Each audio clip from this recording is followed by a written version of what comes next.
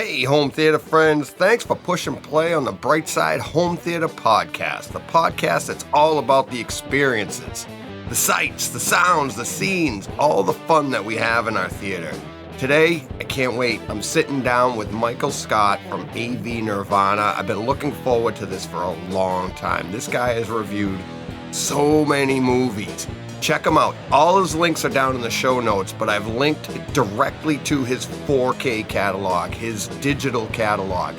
I can't wait to ask him what he thinks of the differences between physical and digital, the experience and stuff, all the fun stuff that we do in our theater. This guy, he breaks it down so well. I can't wait to talk to him.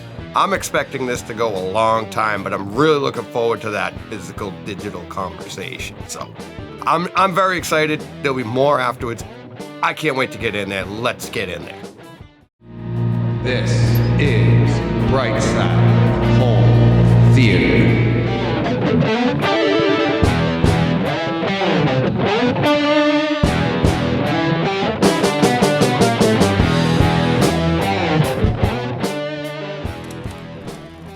Hey, Mike, how are we doing? Good. How are you doing, DJ? I'm doing good. Welcome to Brightside Home Theater. Excited to have you here. Todd tells me great things about you, says you know tons and tons about movies, so I'm very excited for this. Nice. He probably over-exaggerates just a tad, but I do like to have fun with movies. I've read your stuff, and if for everybody listening, I know you heard it in the open, but this is Michael Scott from AV Nirvana, and he does their movie reviews, their Blu-ray reviews, their 4K reviews, all of that fun stuff. Digital reviews, that's a little bit less. We're going to get into that. But, you have an extensive list. And the list of all his stuff is in the show notes, the catalog of 4K movie reviews, Blu-ray reviews, and like I said, the digital reviews. That'll all be in the show notes, so definitely check those out. But when just go into that, clicking on that link and seeing your catalog, for instance, of your 4K movie reviews, it's huge. How did you get into this and what made you, it's amazing what you're writing for each movie. It was pure luck that I even got into this position. Like, I remember when I was back on Home Theater Shack, which is basically kind of what AV Nirvana was back in the day before it got sold. Sonny Parker had sent out basically a casting call in a sense for a new reviewer. Their main reviewer was having to step down and they needed an extra spot. So I just said, I'd finished writing up a review just for boredom the other day. So I just tweaked it, sent it in, and said, nothing will ever come of this. And boom, then it happened.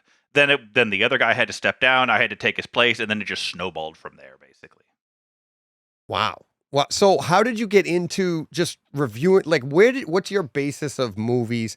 I see it in some of your reviews on like, you're younger than I am, but you saw like, just turned 40 this week.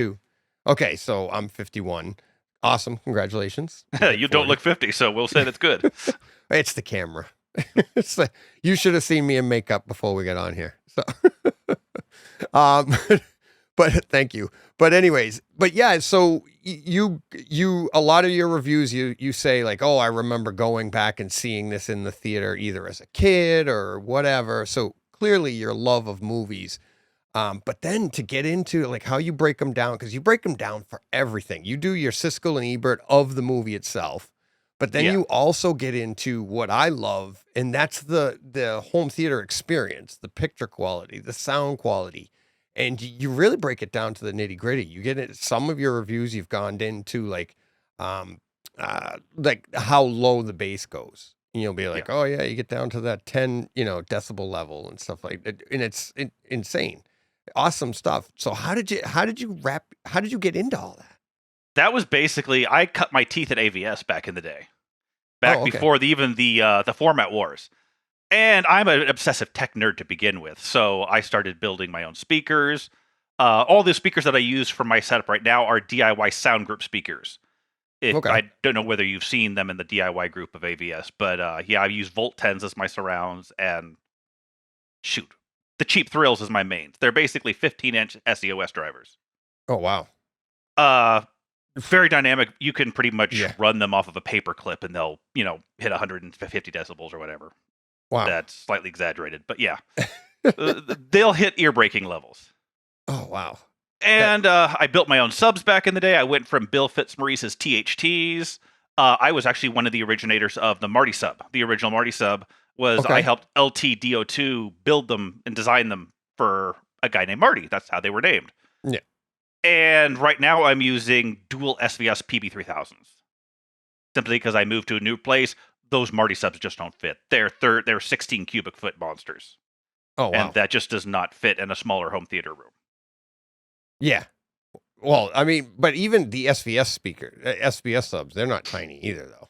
Oh, no. They're still pretty hefty. The PB3000s, like I'm running a 12 by 14 room, so it's not the biggest room. And dual PB3000s in there, I have to dial them back. They hit hard. Wouldn't I mean, okay, so let's have some fun. I'm in an 11 by 18 room, and I'm running dual PB 2000s. And I'm dialing those way back. So what made you go to the 3000s? I'm a big fan of overkill is overrated. And plus there's the PB3000s are known for having a little bit more of that mid-bass crunch. Oh, okay. That mid-bass thump that is a little bit amplified. Okay. And I'm a huge fan for that mid-bass shotgun to the chest feeling. Right. I like to watch a lot of action, a lot of horror, and that tends to just hit you right in the chest. Yes, and it's so funny you say that, because that's the answer that I was suspecting that I would get, because in this room I could have got away with PB 1000s. Yeah, oh yeah. But I knew the 2000s had that lower extension, and I just always wanted to get sub 20 hertz. I wanted to get down under that, and the 2000s. Supposedly they go, I've never put meters on any of this stuff or anything. I'm just, whatever. But all the reviews and their own literature tells you that they get down to, 15, 16. In the right situation, could be 14, Yeah, 13. with room gain. Yeah. Right. So I'm like, oh, well, that's what I want. I at least want to know that I'm capable of that. Whether I'm actually getting it or not, I don't know. But it's like you said, for the 3000, I knew there was a sonic reason that you wanted to experience. Because it's very rarely is it just like, well, I just like to have overkill. It's like, but there's usually a slight benefit to it as well. I was waffling back and forth between the Power Sound Audio's TV 1512s too, and those have a massive amount of chest bump in the middle from what I've heard. It's just, I got too good of a deal on the SVSs, and it's... Yeah. That's where with all the talk that everybody has about, Atmos, overheads, and the stuff moving around the room, where the fun, I think, really is with the subwoofers. It's I have to admit, like, I love all of the home theater, and I understand about balance, but there's just something geeky, nerdy of listening to some action movie, and you just hear that shotgun blast to the chest when somebody breaks through a wall of glass, or how it's like feeling when guns are going off. Yeah. Absolutely. And it's so funny. I was just doing reliving a scene I recorded last week or a couple weeks ago. So I did District 9 probably a year ago, right? Yeah. Great movie. And there's this scene at I think it's 12 minutes and 15 seconds. And it's when they're in the back of one of those personnel carriers. And when they're... Oh, God. I know exactly the scene and that big just drops from the bottom and just comes up. Right, because they shut off the personnel carrier. And the engine just goes... Boom, boom. And you just hear that thud. But you feel it. Yeah. It's like you're in a vehicle, and you're in like when you're sitting in a vehicle, if you've ever shut off a big truck, you get that... And you feel... I felt it. And the first time I experienced it, I was like, I had to run upstairs and get my wife, have her come down, listen to it. And then my son come home from work. I'm like, you got to come down and listen to this. And it's just it's a feel. It's not just audible. And what was funny is I went to review this scene, and just recently, like I said, a week or so ago, and I'm sitting here and I'm like, where did it go? I'm listening and I'm like, what the hell? I get up, go to my media closet, and I look, and I'm like, the RCA jack for my subs had just popped wiggled out. Loose? Just wiggled loose enough that I wasn't getting any subs. All I was getting was my mains. My main all my other speakers were working. and I could hear bass. I could hear what it was going to do, but there was no feel. As soon as I put those subs back on, I was like, oh my God, like the surround and everything. And it's like, that's what I'm talking about. I'm like, it was still a fun scene without that, but once you plug that back in. The one that really just sticks in my memory is Interstellar, as they're going through that black hole near the end. Oh my goodness gracious. I remember the dual Martys I had. Those are 18-inch drivers running about 850 watts apiece. Yeah. I drove, like I could hear my back wall vibrating and my wife coming out of the room going, what is going on? Yeah. Yeah. And it's funny because I think in your review of that, that's one of the ones where you mentioned the 10 hertz. It gets down like that. Okay. Interstellar gets real low. It gets real low. And it's that and what was it? The Dark Knight Rises? The third one? It's the scene where Bruce comes up with the Batmobile, the Batplane out of the alley. Yes. There's an oscillating down to, I believe, 10 to 12 hertz right there. And if you've got something that goes down low, you can actually feel the hairs on your arms rise up. Yeah. Oh, yeah. That and I like that. And when you feel your pant legs move, like you're sitting there and you're like, because it's just the pressure and you're just the Godzilla impact. Yes. But that's what I'm saying. It's like, I don't know. And that's not fair. It's not fair to the other experiences that we get with the surround sounds and the overheads and stuff. I think we kind of take that for granted. Oh, yeah. Because, like, I don't know. It's not easy to do. It's not easy to do. I mean, to install your overheads, to do your whole thing, to have a surround sound system is amazing. But then to just go that extra level and have a good set of subs and just to take that to another level, I'm like, I don't know why. I say that's where the fun is, but it's the entire experience, obviously. And it really is also one of those, try to get the words. It's a complete full course meal too. Sometimes I'll listen to a track and go, oh, I just love the way this is kicking me in the teeth. And other times I'm just like, this is the most nuanced mix I have ever heard. Yeah. I mean, just the way it shifts directionality, something going over your head. Oh yeah. Yeah. You get to I'll do scenes and I'll be like, you're going to want to listen to this one probably 3-4 times over and over because, all right, first off, listen on the left side of the room because something's coming down, but pay attention on this side of the room. What did one I do recently Tenet, which you didn't really like the movie. I've watched it 4 times now and I still think that, what's his name? Director. Nolan got a little too far up his own, got a little too up in his own, sniffing his own farts in a way, I guess you could say. It's like he was one of those ones you could tell he's the one who gets it, and a lot of people are going, okay. I think he's just trying between that and the dream one, Interstellar. Sorry, not Interstellar. Inception. Inception. Yeah, whatever. But yeah, Inception. I think he's just trying to screw with the audience and make them be like honestly, like on his deathbed, he'll be like, yeah, Tenet meant nothing. I was just screwing with everybody. That was the one that I felt was the most obtuse of his films. Like, I mean, after a while I started getting some of the subtext, but I still felt it just wasn't as easily graspable. No. Which has its benefits and its downsides. Some people really love that, and I have nothing against them loving it. Right. Some people don't. That's me. I love it. I love the idea because one, I think there's a ton for the home theater experience. I think there's a ton of stuff in that to take in, and it is fun to watch and analyze. But then while you're doing that, you also are like, now what's going on in the story here? What time period are we in? Who's going where, and all of this stuff. But for anybody that hasn't seen it, I don't want to get into spoilers. But there's that scene. That movie is one giant spoiler. It's a giant spoiler, right? But if you know the movie, which you know the movie, so you'll get this reference. But it's early on. It's when the protagonist, I think. Is that his name? That's his name. His name is. That's his name in the movie, right? So they have him. He's strapped to a chair in between train tracks.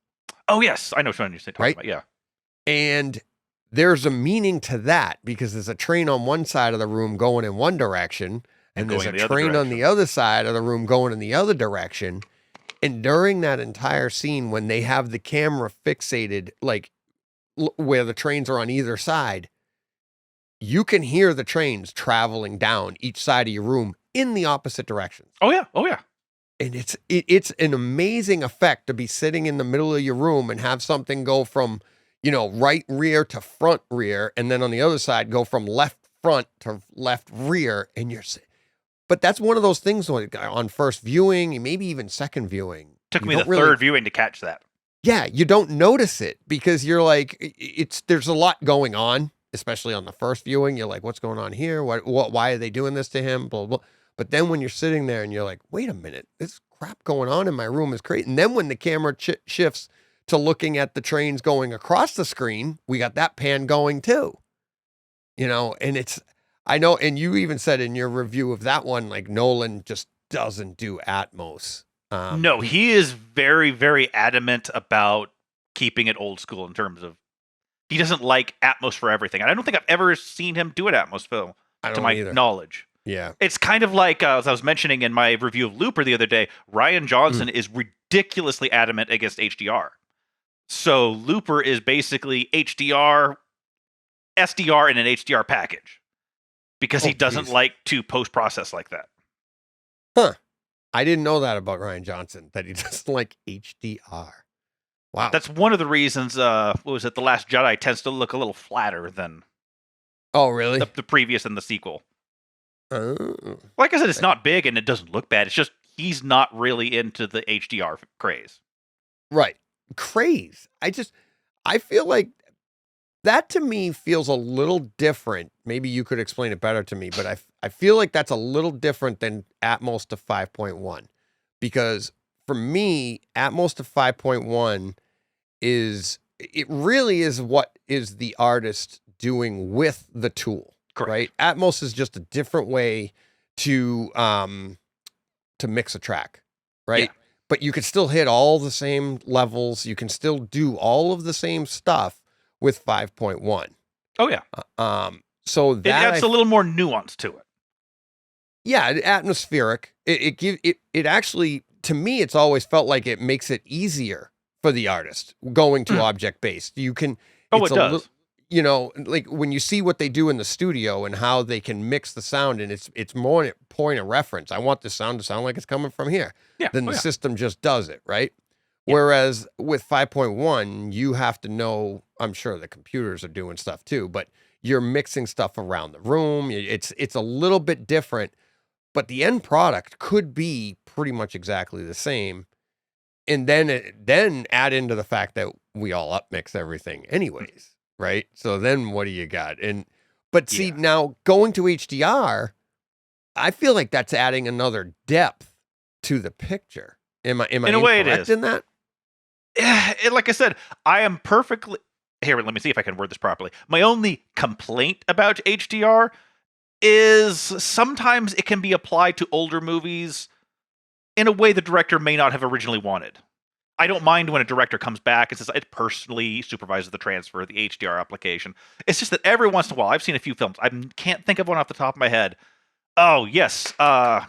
Clint Eastwood, his big famous Western. Oh, Unforgiven? Yeah. The HDR on that was a little wonky. Okay. I just wasn't really wild. But like I said, it's like everything, it's application, how it's applied. Yeah.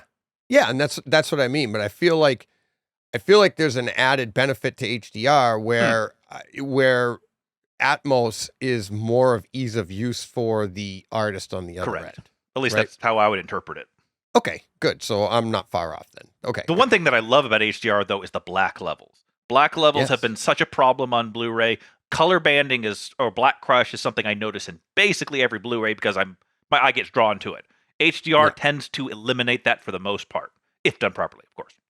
Yes. And what to me, what it's doing is it's allowing you're able to have that black level at the same time you're getting the brighter brights, which at the same time, if you can get something bright on the screen and your irises open up, that makes your black levels better. I mean, everything is in conjunction, you're like, oh, okay, I could see this and this because black levels, actually, I'm sorry, your irises close on when you get that bright spot on the screen, right? Yeah. So where you have a completely dark screen, that's really hard to replicate because your eyes are opening up, and now you're going to take in more, so your black levels are going to appear to be a little bit less, especially in a projection system. Obviously, in an OLED or something like that, where you have nice black, I mean, it can just shut everything off, and you just get that black level, right? But in real life, when you go out at night, right, you can step out, everything's like pitch black, you can't see. But then as your eyes open up, everything isn't pitch black anymore. You start to take in more light. You get the that ambient little light bit from the stars. things are reflecting, and it's a little bit different of a feel. And they can do that. The artists can do that again in the movies. One of the things I noticed, I felt like this is what something Netflix was really good at doing with being, even though they're streaming, they would always, it seemed like they just knew how to shoot HDR for streaming, because they had, their shots were shot like that to get you to that comparison where you'd have a bright scene and then a dark scene. So it just really came off as, especially early on, they seemed to have some of the best HDR out there for streaming anyways. Yeah. Yeah. I still remember Disney Plus is coming on the market and getting frustrated out the neck because their HDR/Dolby Vision implementation was horrible when they first came out, the app, and they had to slowly tweak it. So how much of that do you think was their actual, their implementation, and how much is it that they were probably literally just being overrun by everybody downloading and streaming? No clue. Honestly, no clue. I just know it was a common complaint, and that's what we did, and then we watched it improve over months. Right. It could possibly have been bandwidth limitations. It could have been a million different things. I just didn't have tools to test what my bit rate was, etc. Right. And it's like I can't remember. I can't remember the movie. It might not even have been that Disney Plus platform, but I had listeners telling me about one stream, something, especially during COVID, that this pandemic really tested the limits of our streaming, which I think everybody was online because we were stuck at home. Right. And you had some countries and areas of the world, they were throttling back, and they were limiting it so that everybody could at least get something. And there was a lot of, I think we learned a lot about streaming during that period of time that hopefully pays dividends in the years to come. But I remember, I don't remember, like I said, I don't remember what particular movie it was, but something came out on streaming, and different people were saying it was great, and other people were saying it was awful. And there were all these weird quirks about it that it was like, you started to notice, like, it was like, this can't be possible. We can't all be like either blind or great eyesight, Yeah. And I think it's literally limitations. Could be your neighborhood, could be your area of the world. There's just so many factors with streaming. Yeah. That's why whenever I do a digital review, I always like to be very cautious describing things as, oh, this is a 4-star stream, this is a 5-star stream, just because the next person may not have the bit rate to capitalize on that. Right. Yeah. And sometimes I don't. Like, I've noticed pixelation. I'm going, my internet's going wonky, aren't it? Pull up my stream test. I'm like, oh, yeah. Yeah, exactly. And I've done the same thing. It's like I have the I installed a Lumagen because of the TV show Foundation. And I don't know if you ever watched that show. But I have not yet. Oof, some of the best HDR that I've ever seen. Which platform is it? That's on Apple TV Plus. Okay. And they have some of the best content out there. I know they're from people like yourself that really get into bit rates and all of that stuff. They said that they fly at some of the highest bit rates of all streamers because they're trying to promote their product. They're trying to promote Apple TVs. They're trying to promote all this. So I have heard Apple TVs are bandwidth hogs. Yeah, they have great. Their content is so good. And I haven't utilized the service yet, but I have like everything but Apple TV. It's funny. They have some great stuff on there. Yeah, I've been wanting to check out Ted Lasso, so that's kind of one of my all right, I need to start at least getting a couple months subscription to see how I like it. Yeah, Ted Lasso is really, really good. There's really, as far as production quality goes, my buddy and I always say, we're like, there's nobody better, the more consistent their production quality. You might not like the actual piece of content, like it might not be your particular genre or movie or whatever, but you can't deny that the production is just first rate. It's like movie theater quality. And like even the morning show, really good. My wife and I love that one. But I mean, all of the shows on there, Foundation, um, uh, uh, For All Mankind, space one, that's a series. It's 2 seasons. Third should be coming out soon, but the production quality is so good. C with Jason Momoa. That I want to see. That looked really interesting. Oh, it is so I'm not a good. huge big Momoa fan because I always like to say he plays the same bro every movie, but that He one is in actually this looked too. really interesting. Yeah, he kind of is in this one too, but this one it is so good. And the opening credit scenes are just for like they're HDR porn. It's the way they move on C, on For All Mankind, a lot of the even Foundation for all these shows. Those opening scenes are just they're awesome. What kind of display are you running? My main display is a Sony X950H, the 85-incher. Oh, I used to that's have a projector, but I got rid of that just because when we moved this last year, it just didn't fit in the situation. So I just went with a smaller theater room, but a much larger 4K TV. yeah, that's awesome. And how far away are you sitting from that in a smaller room? Must be huge anyway. 9 feet.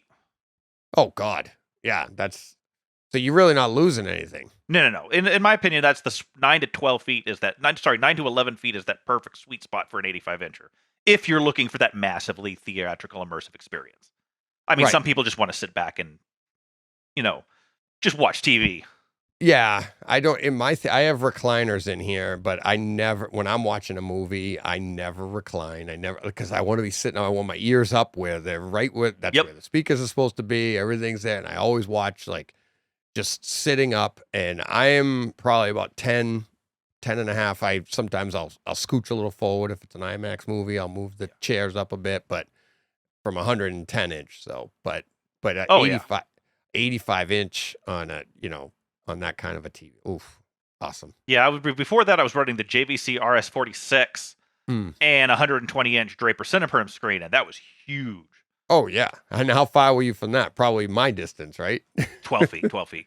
12 feet? Yeah, okay, this as opposed to this? Yeah, pretty much.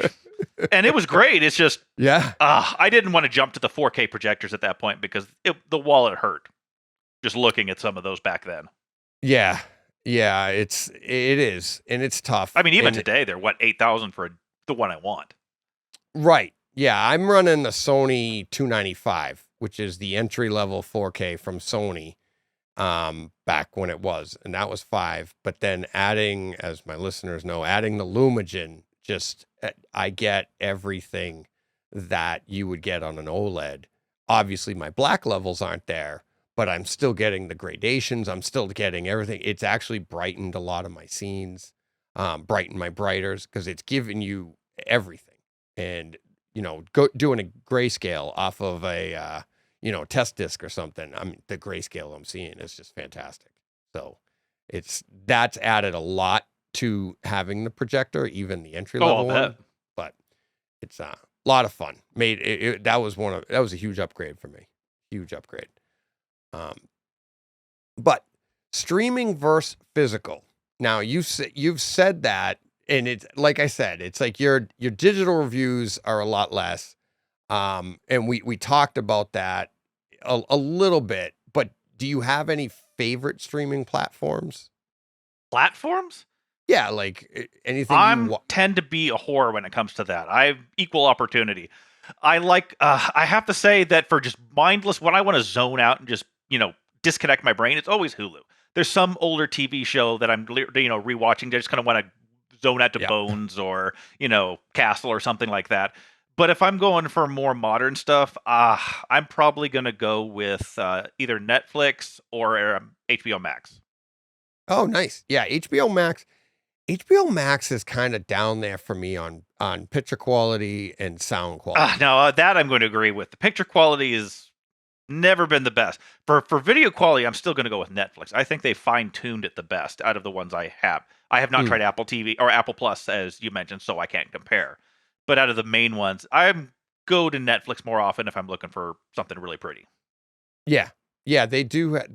Netflix, like I said, I think think it almost feels like there's a mandate on how they need to film stuff. Like when they sign people up for things, and they had some of the best audio too with Six Underground. They have some demos type audio. They were one of the first to implement Atmos into most of their stuff.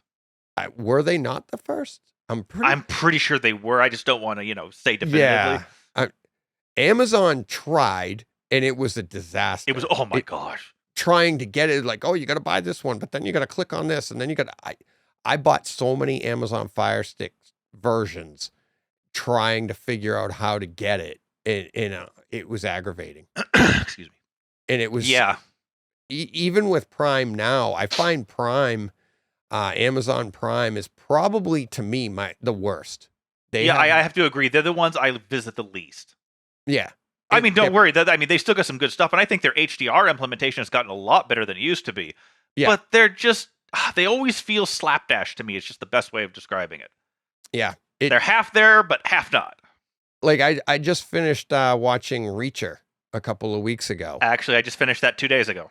And I felt like the picture in that, there were times when it looked fantastic, and then there were other times where it was just so bad. It was so flat. There were times where I'm just looking at this is very flat. It's looking very two-dimensional.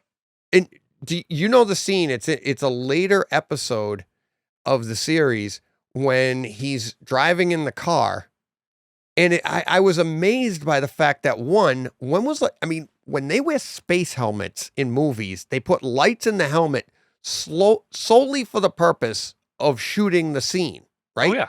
Because if you're in space and you have a light inside your helmet, it's harder to see out of the helmet. So that those lights inside helmets are just for us to see their faces.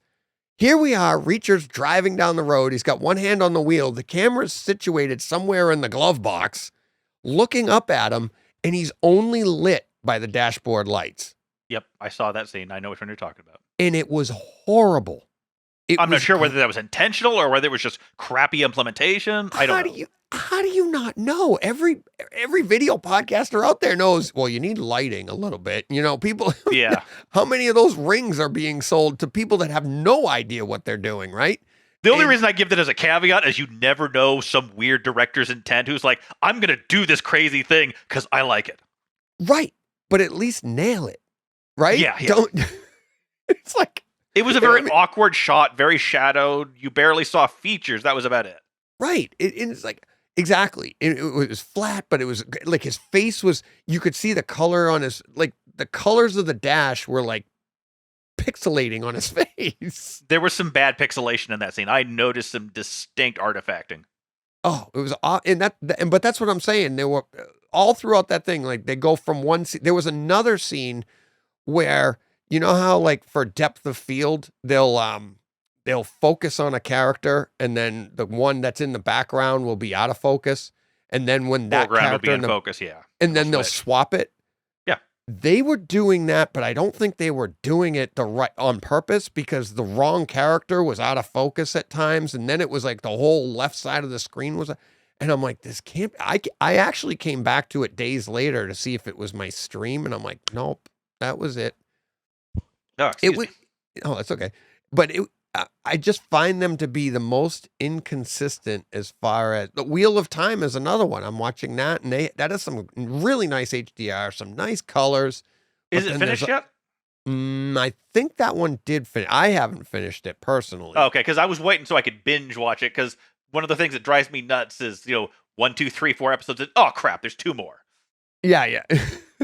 I did that with Peacemaker. I was like, oh, I think it's finished 6 episodes, just like the Disney Plus. No, it's got 8. So 2 weeks later, I could finish. There you go. But I Peacemaker, I thought came out really good. I was surprised by that series. I enjoyed the living heck out of it. Oh yeah, but I think everybody was. But that's James Gunn, right? He takes stuff. I was laughing myself silly, and plus, I'm also the person who's into that like Euro glam metal stuff. So Wigwam opening soundtrack, all that stuff. Did you know that song before the show? Oh yeah, did you? I've been listening to Wigwam for 20 years.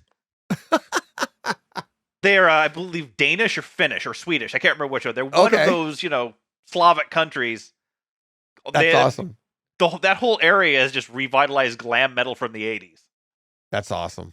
I didn't know that. I know a lot of it was metal. I recognize a lot of the songs growing up in the 80s. Oh yeah. But that one I'd never heard before. And or maybe I did, but not They're with the post 2000. Yeah, so yeah, I was off to other things by then. But the first time you saw that opening scene in episode 1, I laughed myself silly. I was like, what the hell is this? But then it's like the new craze. It's like, oh yeah, it's amazing. It's and such a Mosina good was show. great. Yeah, I was really surprised that I actually loved to hate Robert Patrick so much. I know. I know. I love Robert Patrick. I loved him. And I just was at a Boston Expo or Comic Expo, what they call it, Comic-Con in Boston, right? And he was there. And my son and I were standing there, and he didn't have a very big line. And plus this was in August, so it was still, you got some COVID residue of people not wanting to go out and stuff. But I was like, oh, why didn't we? I go to these cons and stuff, and I never do the research. I just go to have fun. People watch, walk around, and look, and maybe buy a few things. And my son's like, we should have brought the Laserdisc. We should have brought this stuff. The Terminator 2 and all of that stuff. I'm like, it would have been great just to walk up and say hi to him and get an autograph. But my wife is huge into cons. She runs the ones in Tucson here, or helps run them. Oh, really? She runs security for a couple, and she's handler for the Stars for a few of the others. Okay. I'm please get me away from too many people. Start hugging myself in a corner. Well, that's how I am, period, with people. And it's like, this whole podcasting thing and going out and talking to people, that's new for me. Like I said, I'm 51 years old, and it's like, all right, I'll try a new thing in my life. I was 48 when I started podcasting, but I'm like, all right, I'm going to talk to people. I always joke that I am the little nerd in the basement who's happy in his little kingdom type thing. Yeah, exactly. That's why I built a theater in my basement. And I'm like, I just want to go down there, and like COVID was like my wheelhouse. Oh, stay home? Okay. Yeah, as the old joke say, you realize how much of an introvert you are when COVID doesn't change your, lifestyle at all. Exactly. I was like, all right, you're going to make me stay home, which is where I wanted to be in the first place. Oh, darn it. Okay. All right. Twist my arm. Yep. But yeah, Robert Patrick in that, you name the adjective. It's just, he's just awful, an awful person. And it was one of those ones you were just kind of got a kick out of listening to him be an idiot. And then you're sitting there going, oh, you really are that much of a piece of expletive. Yeah. It was so great. And I'm looking for, I think the way they wrote the show, there's a season 2 coming, and he'll be in that. I think the way that they've left it open, he'll be able to be in that as well. Whether he died or not. Yeah. Oh, you're right. Since he's technically in his mind now, I guess you could say. Yeah, it's which I think is great. I'm sorry, that last scene where you just see him kind of this twisted laugh as they fade off into the sunset. I'm like, oh my gosh, Robert Patrick just nailed that evil, sleazy, he knows he's in his mind type of thing. Yeah, I love him and everything. I liked him in Scorpion. Did you ever watch that show, Scorpion, the Geniuses? No, I did not. I unfortunately did not. So he was kind of like their handler in that. He was the FBI guy in that, handling the Team Scorpion, which was a bunch of geniuses that just went around and saved the world in different situations. I remember seeing the trailer for it when I was online one time, but I just, one of those things, I'll watch that later. 5 years later, you still haven't watched it. Yeah. It was my wife and I enjoyed it. It got a little bit weird at the end, but it was kind of fun watching these. They were all basically a bunch of Sheldons, like from Big Bang Theory, that like they just can't handle being around people. They don't know how to, deal. Except for they did have one genius guy that was really good at knowing. Like he was a psychiatrist type genius, so he knew how everybody worked. He was a doctor. He knew how their bodies worked and stuff. So that was his expertise. But yeah. So Robert Patrick did that. I mean, everybody knows Terminator too. I mean, iconic. Yeah. I've seen his he's done YouTube videos with people, with podcasters and stuff. And I remember one where he went and relived some of the scenes that they shot where down in the Riverway, the LA Riverway and stuff. And he was talking about those, but yeah, he seems like a great guy. It's, when you see him in these things, he's definitely not that character in Peacemaker. No, my wife says he's very personable because she's met him at some of the cons. Oh, really? Oh, cool. Yeah, so I'm hoping to be able to get them back and maybe do my research next time and actually bring something in and get to meet them or something. But I didn't want to just go up and go, hi. Hi, yeah, I just wanted to say hi. That's probably something that I would end up doing. I'd be like stuttering, people, words. Yeah, exactly. Yeah, that's the thing is you can eat an icebreaker. I have a laser disc. Do you want to sign that? There's a good exactly. But yeah. So you're talking about you mentioned earlier about Looper. Yeah, I read that. That's one of your more recent reviews. correct. About a week ago at most. What's that? I think that was about a week ago at most. Yeah, and I haven't seen that movie in a few years. And it's funny because you opened up the review with like, it's been 10 years already. And I remember seeing it in theaters. I visibly remember the friends I went with, what we thought when we saw it. I'm like, wow, it's been no. I'm not getting that old. Yeah, I know. And I love that movie. I love time travel movies. I really enjoyed the tar of it. The only thing I have a problem with, I thought the kid was the creepiest thing I've ever seen in my life. Yeah. Like every time I see it, I'm like, oh my God, are we watching a horror movie now? Yeah. But it was funny. You said something in your review of it and I was laughing about it. And it's like, it's that now Looper, it like in 2044, I think is like 2044, I believe is the present. Yeah. Yeah. So time travel hadn't been invented. Right. And I don't know why, but reading your review, it struck me because Lord knows we've talked time travel over and over, especially Terminator 2, going back. That's a classic sci-fi trope since at least the 60s. Yeah. Yeah. At least. And so when you say it hasn't been invented yet, doesn't that mean like when time travel, do we invent time travel or do we discover it? Because once it's invented, doesn't that mean it now exists in 2044? Yeah, I know. I'm going to say that's a direct quote from the movie, though, the way I phrased it. It was more of a quote from the movie. But yeah, it's one of those things of the paradox. That's the one thing, the only thing that drives me nuts about time travel movies is there's always paradoxes that my logical brain goes, I don't know if you thought that through, type thing. Right. Well, that's the thing. It's like, if time travel is possible, then it already exists. We just don't know it yet. Right? It's then like it comes into the million theories of can you alter the past? Can you not alter the past? Right. Yeah. Then you get into then technically it wouldn't exist because if you can't alter the past, you can't have it affected and all that sorts of fun stuff. Right. So that's always been my argument. Like my son and I get it. He's an engineer. He loves to talk this stuff. When he was in school, he had professors that were like Sheldon from Big Bang. They just like, and they talk all this stuff. And we talk time travel. And my go-to argument is I say it doesn't exist. And he goes, no, we could figure it out. If we could figure it out, we would have, and we'd know.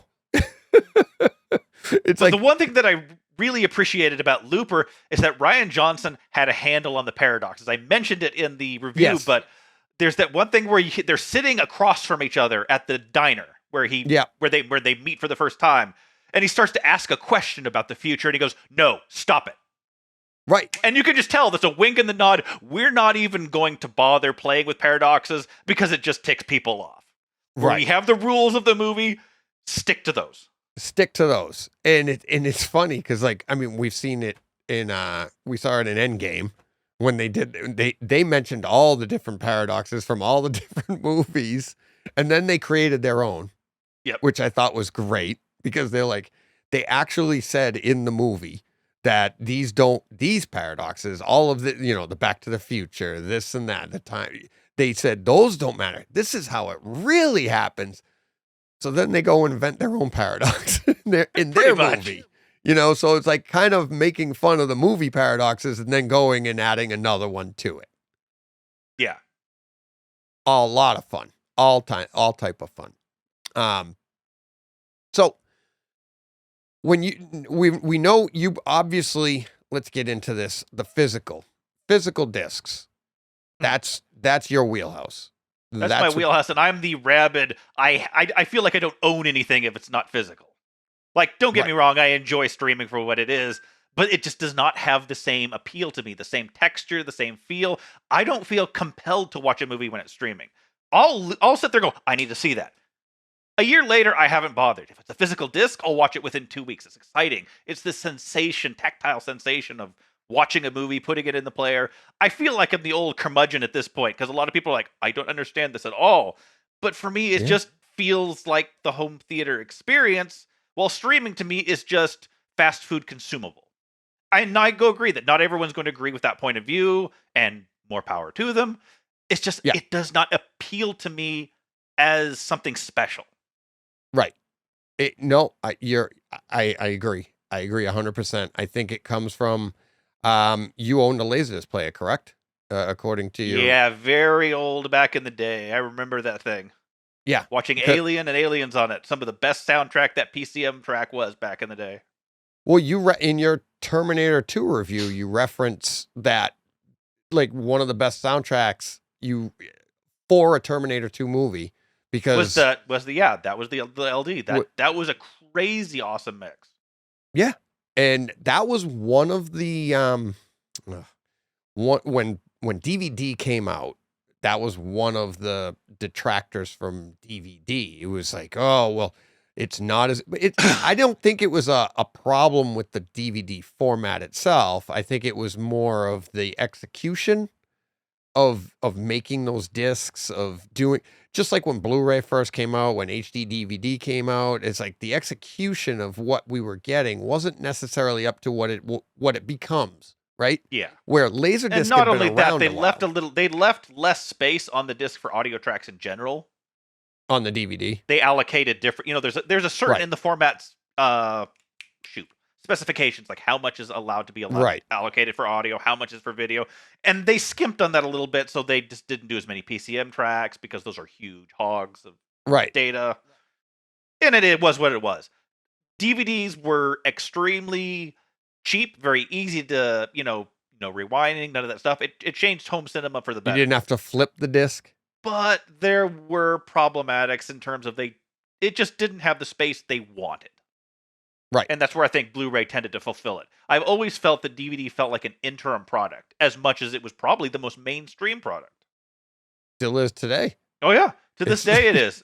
And I think that's mainly because it was the first time people could collect in a very compact format without all of those amenities of menus, no rewinding, all that type of stuff. And for the average layperson, upgrading for just video and audio is, do I have to do this again? Right.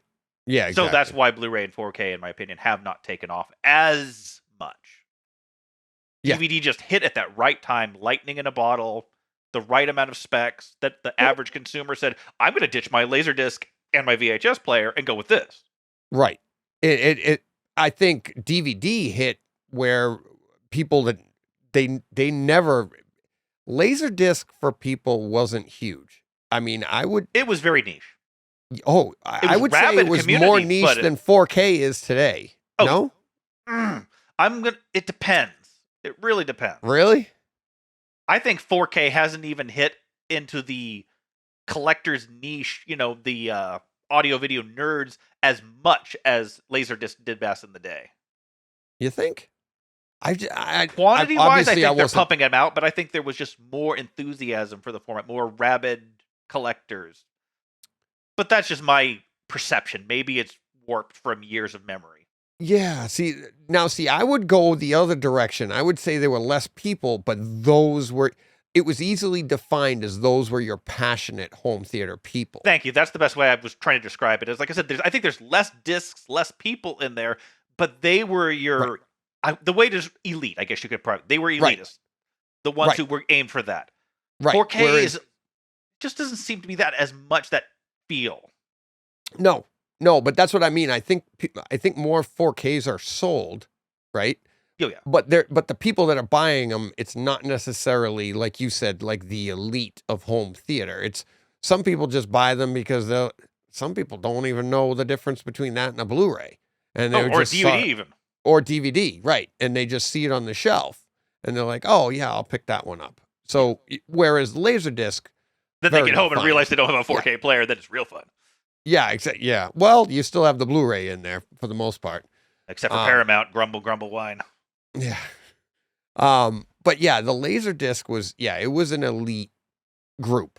And you knew we didn't really have the internet to communicate. I mean, we had it, but we weren't talking like we do today. Yeah. So when you were out and you'd talk to somebody or go to your Laserdisc store, wherever you could talk to other home theater people. Oh, yeah, Tower Records and stuff like that. Oh, yeah, it's going into Suncoast. I remember around here, I used to go to Suncoast. I forgot about Suncoast. Yeah, go there and you'd scroll through the Laserdiscs, and it's like, a particular movie might be sold out on VHS or whatever, but you go over and be like, oh, yeah, a couple copies here. Grab one. I had a Laserdisc guy. He had his own store, and that's where I learned most of my stuff. As my listeners know, I talk about him all the time. His name's Dave, and he did not like DVD. Everything you just said about PCM, about the audio, he's like, all that stuff that he would be like, it's not the same, it's not this, but he didn't adopt DVD at all. Lost his store because everybody ended up going with, eventually getting away from Laserdisc. I went to his store one day and he was gone. And I don't even know where he is now. I don't know. I mean, I wish I could find him, but Laserdisc was one of those things that you loved for the audio quality, and the special features were bar none, some of the best. Because we had that in VHS. VHS didn't have special features. You had to rewind the thing. Never mind. There was something special about Laserdisc, but then again, don't remember, but laser rot. Oh my gosh, that was a thing. Yeah. I lost multiple copies of Alien. Oh, really? Yeah. I think I had to be on my third one before I shifted to the big DVD box set and said enough is enough. Yeah. Yeah. I had Laserdisc in here. I had it in this house here, and I moved here in 01. I ran Laserdisc for probably another 3 or 4 years. I probably didn't get rid of my Laserdisc player until probably 05. Yeah, 06. I don't think I got rid of my Laserdisc player, like dead, threw it out type thing till 2010. Yeah. Just because I still had it in a box, and I would occasionally bring it out for dusting off just to remember something. Yeah, I kind of want to go back to it right now because I still have most, if not all, of my collection. And I was just pulling out like a bunch of movies that they're in good shape. The covers are in good shape. The discs are in good shape. And I'm looking at them and I'm like, some of them I might frame, just take them and get them matted and framed. But I was like, I'll just pull a few out. Now I ended up with like, part of me just wonders what a Zoomer would think of Laserdisc if you pulled out one of those suckers and said, this is what we used to watch movies on. This like phonograph style record monstrosity. They'd look at you like you were insane. Well, yeah, that, and if most movies had at least 3 sides, right? So 2 to 3. 2 to 3. If you had like Titanic, I think was 4 Blade or 5. Runner was pretty big. Yep. Titanic was at least 4 if I remember correctly. Yeah, but it's been years. My first Laserdisc player, I had a flip. I had to get up and flip all the sides. Yep. My second one was I got one of the top of the line Pioneers. So Same excited. Here. That thing cost me $1,000 way back in the day when money actually meant something. Yeah, when $1,000 was like 3. Yeah. Oh yeah. And you were like, oh, but yeah, I want to say I paid like $1,100 for it. Yeah, that sounds about right. And it's like and it didn't play smooth. It still it did its own little, but you didn't have to get up off the couch. Yeah. But there was I couldn't afford the one with the buffer in it. Those things I think were like $2,000 or something where you actually. Yeah, they were pretty pricey. The Pioneer Elites. Yeah, with where it like you didn't even notice that it flipped sides. Yep. But if you had to switch the disc, which meant you had a third side, you still had to get up in the middle of the movie at some point. Yeah, that was way past my price range back in the day. Yeah. Oh, yeah. Yeah. But that was back in the day when I remember watching a 55 LCD go for $13,000 at Best Buy. I saw my first plasma that I saw when I bought my, it was in 2001. I was at the Tweeter here in Massachusetts, and I was picking out my Mitsubishi 65-inch rear projection TV, and it was the same one that M. Night Shyamalan had in his theater. And what he had done is he built it into the wall so that it looked like a flat screen TV. So that's how I designed my theater, and I did the same exact thing. Yeah. I heard a lot of people on AVS back in the day who would do that, create a false wall to and hide the bulge. Yep, you hide. I mean, because the way especially with the Mitsubishi, the way the screen kind of popped off, it would literally, the screen was a width of drywall off of like the lower part of the TV itself. Oh, I remember them. I used to have it wasn't a big one, it was a 50-inch back in the day, but I remember those things. Those are still big back then. That was huge, right? Oh, yeah. My 65, I paid almost $4,000 for the thing. Oh, yeah. And you're like, whoa. I put that in, and I just watching that and picking that TV out. Anyways, I saw a plasma there, and it was $80,000 for a plasma TV. And then you had to buy the $5,000 like converter box or whatever. That was $80,000 for the TV. But then there was this box you had to get to put all your content, like to put everything through to get it into the TV. So I was like, $85,000. I remember calling my wife after buying the TV. You ordered it because it was going to be delivered. But I was like, I saw a plasma for $80,000. They had it on display, the demo room and everything. I'm like, and I want to say it was like 40 inches. Yeah. That was it. It's amazing how things change. Yeah. And now we're sitting there going, do I want the 75 or the 85? It's only about $800 difference, Oh, yeah. Yeah, and it's funny because I'm like you said, 75, 85, then you can get quality, you can pay big bucks and, get high quality for, $10,000, $20,000, or you can just get in the door and get yourself a 75-inch TV for like $1,200. Oh, yeah. I mean, the HDR is usually crap on those $1,200 ones, but. Right. But like when people ask, like, what TV should I get? I'm like, well, what do you have now? What are you starting out with? Yeah. And they usually start and also, out what is your budget? What do you want out of the thing? Yeah. Because sometimes you have to tell them, hey, what you want and what your budget, they're two contradictory things. Right. It's like, that's like the guy, Rich, that I did his theater. And I'm like, you ask what the budget is. And when he finally told me, it was like a couple of conversations we had before I finally found it. He goes, well, he's like $1,000. I go, okay, so 12 to 1,500. I'm like, because if I can talk you into a little bit more, this is where we are, and that's where we ended up. And that's the way there is. Usually, you're at the cusp of something where, like, I know the game can go on forever. If you just add a little bit extra, but usually there's that sweet spot of you're like, you know what, you're 300 shy. It's either a non-starter. I can't go over that, which that's a very rare person. But when it comes to TVs, I'll tell people, I'm like, just get the biggest you can get and learn. Because the thing about today is, like, when my parents bought a TV back in the 60s, it was like you owned that for the next 30 years. Oh, yeah. Nowadays, it's like, get the 5 biggest years? one. Yeah, if that. Get the biggest one you can afford. And then when you start to notice you want improvements here and there, that's how we learned how to upgrade, right? Yep. Because if I went out and got you the best TV, you wouldn't even know what you're looking at. Yeah. If you could afford it. There is a certain amount. I believe me, I went through that whole thing years and years ago. The whole, like, well, should I do this? And this has looked great to me. And then you start looking at all the things, looking at somebody else's TV and going, you know what? I really would like to see those benefits. And then you upgrade to there. Exactly. But you need to I know there's the buy once, cry once crowd. And then there's you got to learn the hard knocks. And I think everyone goes through it to a certain extent, even if you say, buy once, cry once, I'm going to spend this amount of money. And then you realize there is a tier above that. Exactly. So it never works. Or someday something else comes out that's even better.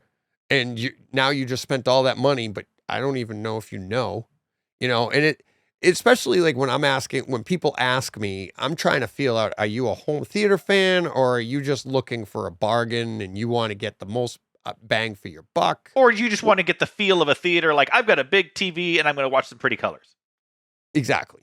And that's the thing. And there are people that are perfectly happy with that. Yep. Exactly. And as an obsessive techner, one of the first things I had to learn was dial it back. Some people may not have the same end results you want. Right. Yeah, they don't. Yeah, exactly. And they don't care about the knowledge you have. They just Yeah. they just don't want to make a mistake. They're not really, yeah. and that's what I'm getting at. Is like a lot of like I get excited. Like one of the things about doing Rich is that he's genuinely into home theater. He's wanted one for years and years and years, and it was exciting to me to be like to have somebody like have a fish on the hook and be like, look, I'm not making money off of this. I'm not doing it. I just want to help people. I want to talk about home theater, right? I've done that to so many friends. I'm usually the guy they come to is, all right, Mike, what do I get? You know? Yeah. Yeah. What do I get? But they just don't want to get something bad and they don't want to make a mistake. They don't really care how great it is. They just don't want something really, really bad. Okay. I can guide you in that direction too. That's easy. Yeah. Yeah, that's easy. There's some Samsung 7000Ds or something like that, you know. Yeah. Just get something that's going to look nice for watching in a lighted room where you just want to watch, you know, whatever TV show on Hulu. Exactly. So, all right. So we've established you're a physical media wonk nerd. That's I am too. I still clutch to my discs like they're Golem and my precious. Believe me, I have a Zapiti. I love my Zapiti. I back up all my physical media to my Zapiti, and I am eventually someday I want a Kaleidoscape. I think those two items they give you the best of both worlds because I love to do scenes. I love to sit into my theater and watch something and be like, oh, that scene reminds me of this, and then jump to the next thing. Oh, I do that all the time. Sometimes I'll spend an evening that I was going to watch a movie, jumping from 12 different movies where I'm watching 10 minutes of one scene, 15 of this, 5 of this one awesome scene that reminded me from the other movie. Yeah, so much fun. So years and years ago when the Kaleidoscape first came out, they were $40,000, but I remember that. I love that idea of just what are they everything. Now? You can get into them for around $6,000. That's not too bad. $6,000. No, that's why I'm kind of like on the fence. I'm very close to it. And then my daughter went and got engaged. But then again, there's a money pit going out there. Yeah. Yes. But the dress is paid for. Good for me. Do you really need to go to college? Type thing. Yeah, she already did that, and we're paying for that. It's that's a whole other story. That's delaying the addition for the theater that I'm hoping for. But we have this. My finances are a whole other story. But yeah. So, but I love the idea of having all those scenes at your fingertips to just be able to sit there and jump back and forth. But you're 100% right where it's like, I go all the way back. And the reason I mentioned the Laserdisc is one of my favorite days was I remember on Thursdays, I would go and buy the Laserdisc, drive it home. And it was like seatbelted next to me. I was like so excited to get home. And then you said, like, you put that disc in, and whether it's a Laserdisc or like you said, you put the disc into the player, get it seated right. You know a home theater fan when they hold the disc the right way, whether it's a Laserdisc or a DVD, as opposed to the person that hands it to you like they're handing you like a 50-cent piece. Like, no. Oh, dude, I remember back in the day of the CDs, people would do that. And I nearly hyperventilate. Oh, exactly. And it's like, it's so funny. My kids, when they were little, they knew how to do that. People would come over. We weren't even living in this house. My son was born in 97. My daughter was born in 99. We moved here in 01. When people would come over to babysit them in our apartment that we had before here, they could operate the home theater system. Yeah.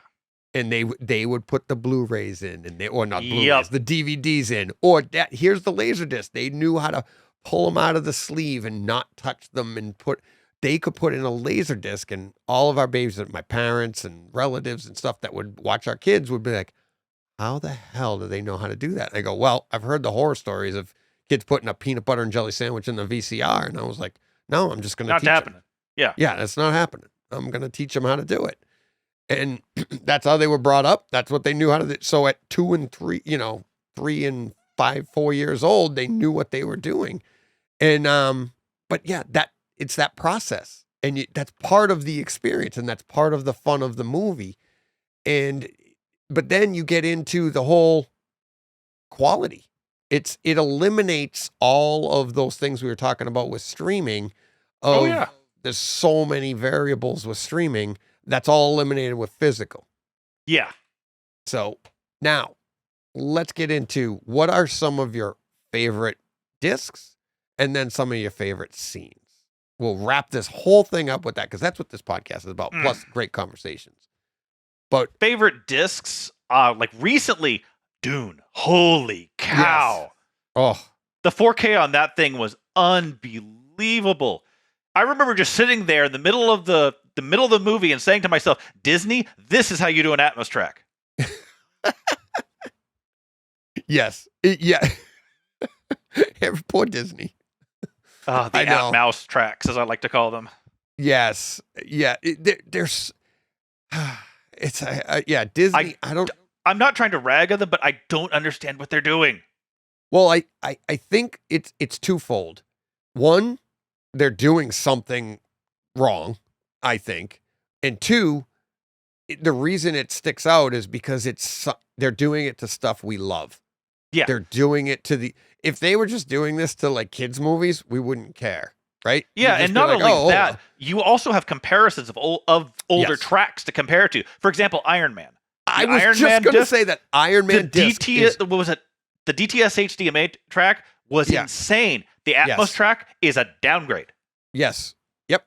It's like if they were new mixes, like saying this is how a new movie, this is how we decided to do it. I'm like, all right, not my cup of tea, but they do what they do. But you mixed it this way before. Yeah. Oh, I know. I loved the Iron Man track. I loved it.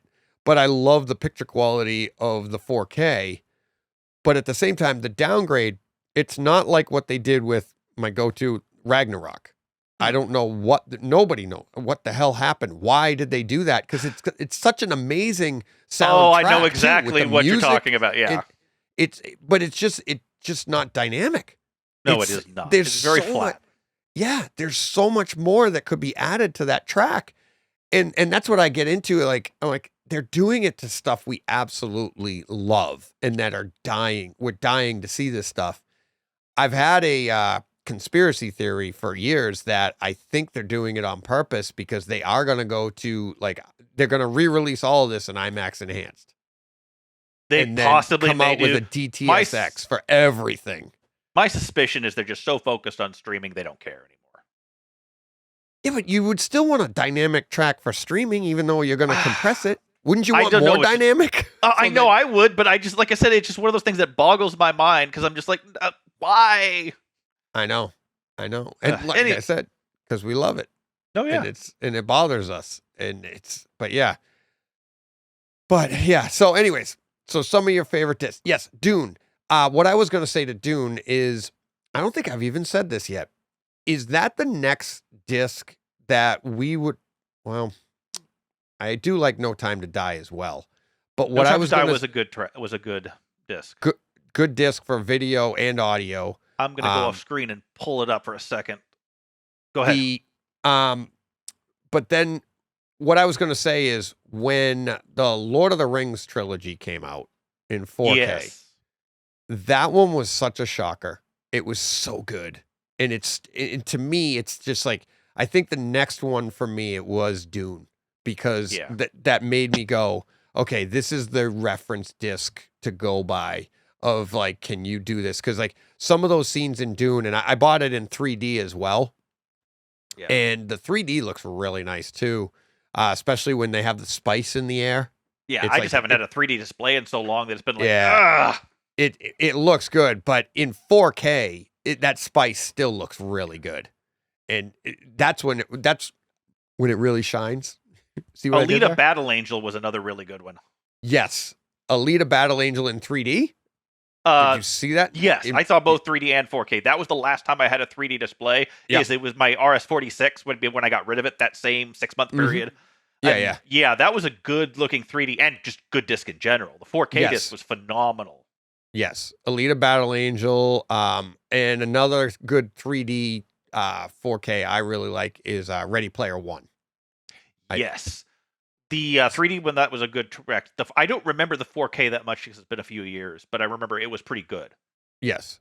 That's one of the ones I just had a listener ask me a couple of weeks ago.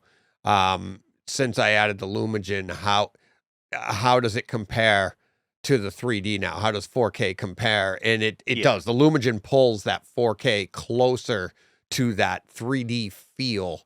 And really, actually, it makes it close enough that when I answered the question, I'm like, I don't know which I prefer. They're so close. I'm like, how's that for being on the fence? But honestly, for ease of use, it's 4K. It's right there. You don't have to put on glasses. You don't have to sync them up. And you're usually getting the better audio track. Yeah, usually. There is a, what is it? The Teenage Mutant Ninja Turtles movie that actually has an Atmos track on their 3D disc. Yeah, that was the second one, I believe. Yeah. Yeah. I think it was in 2015. Was it the 2015 one? Something like that.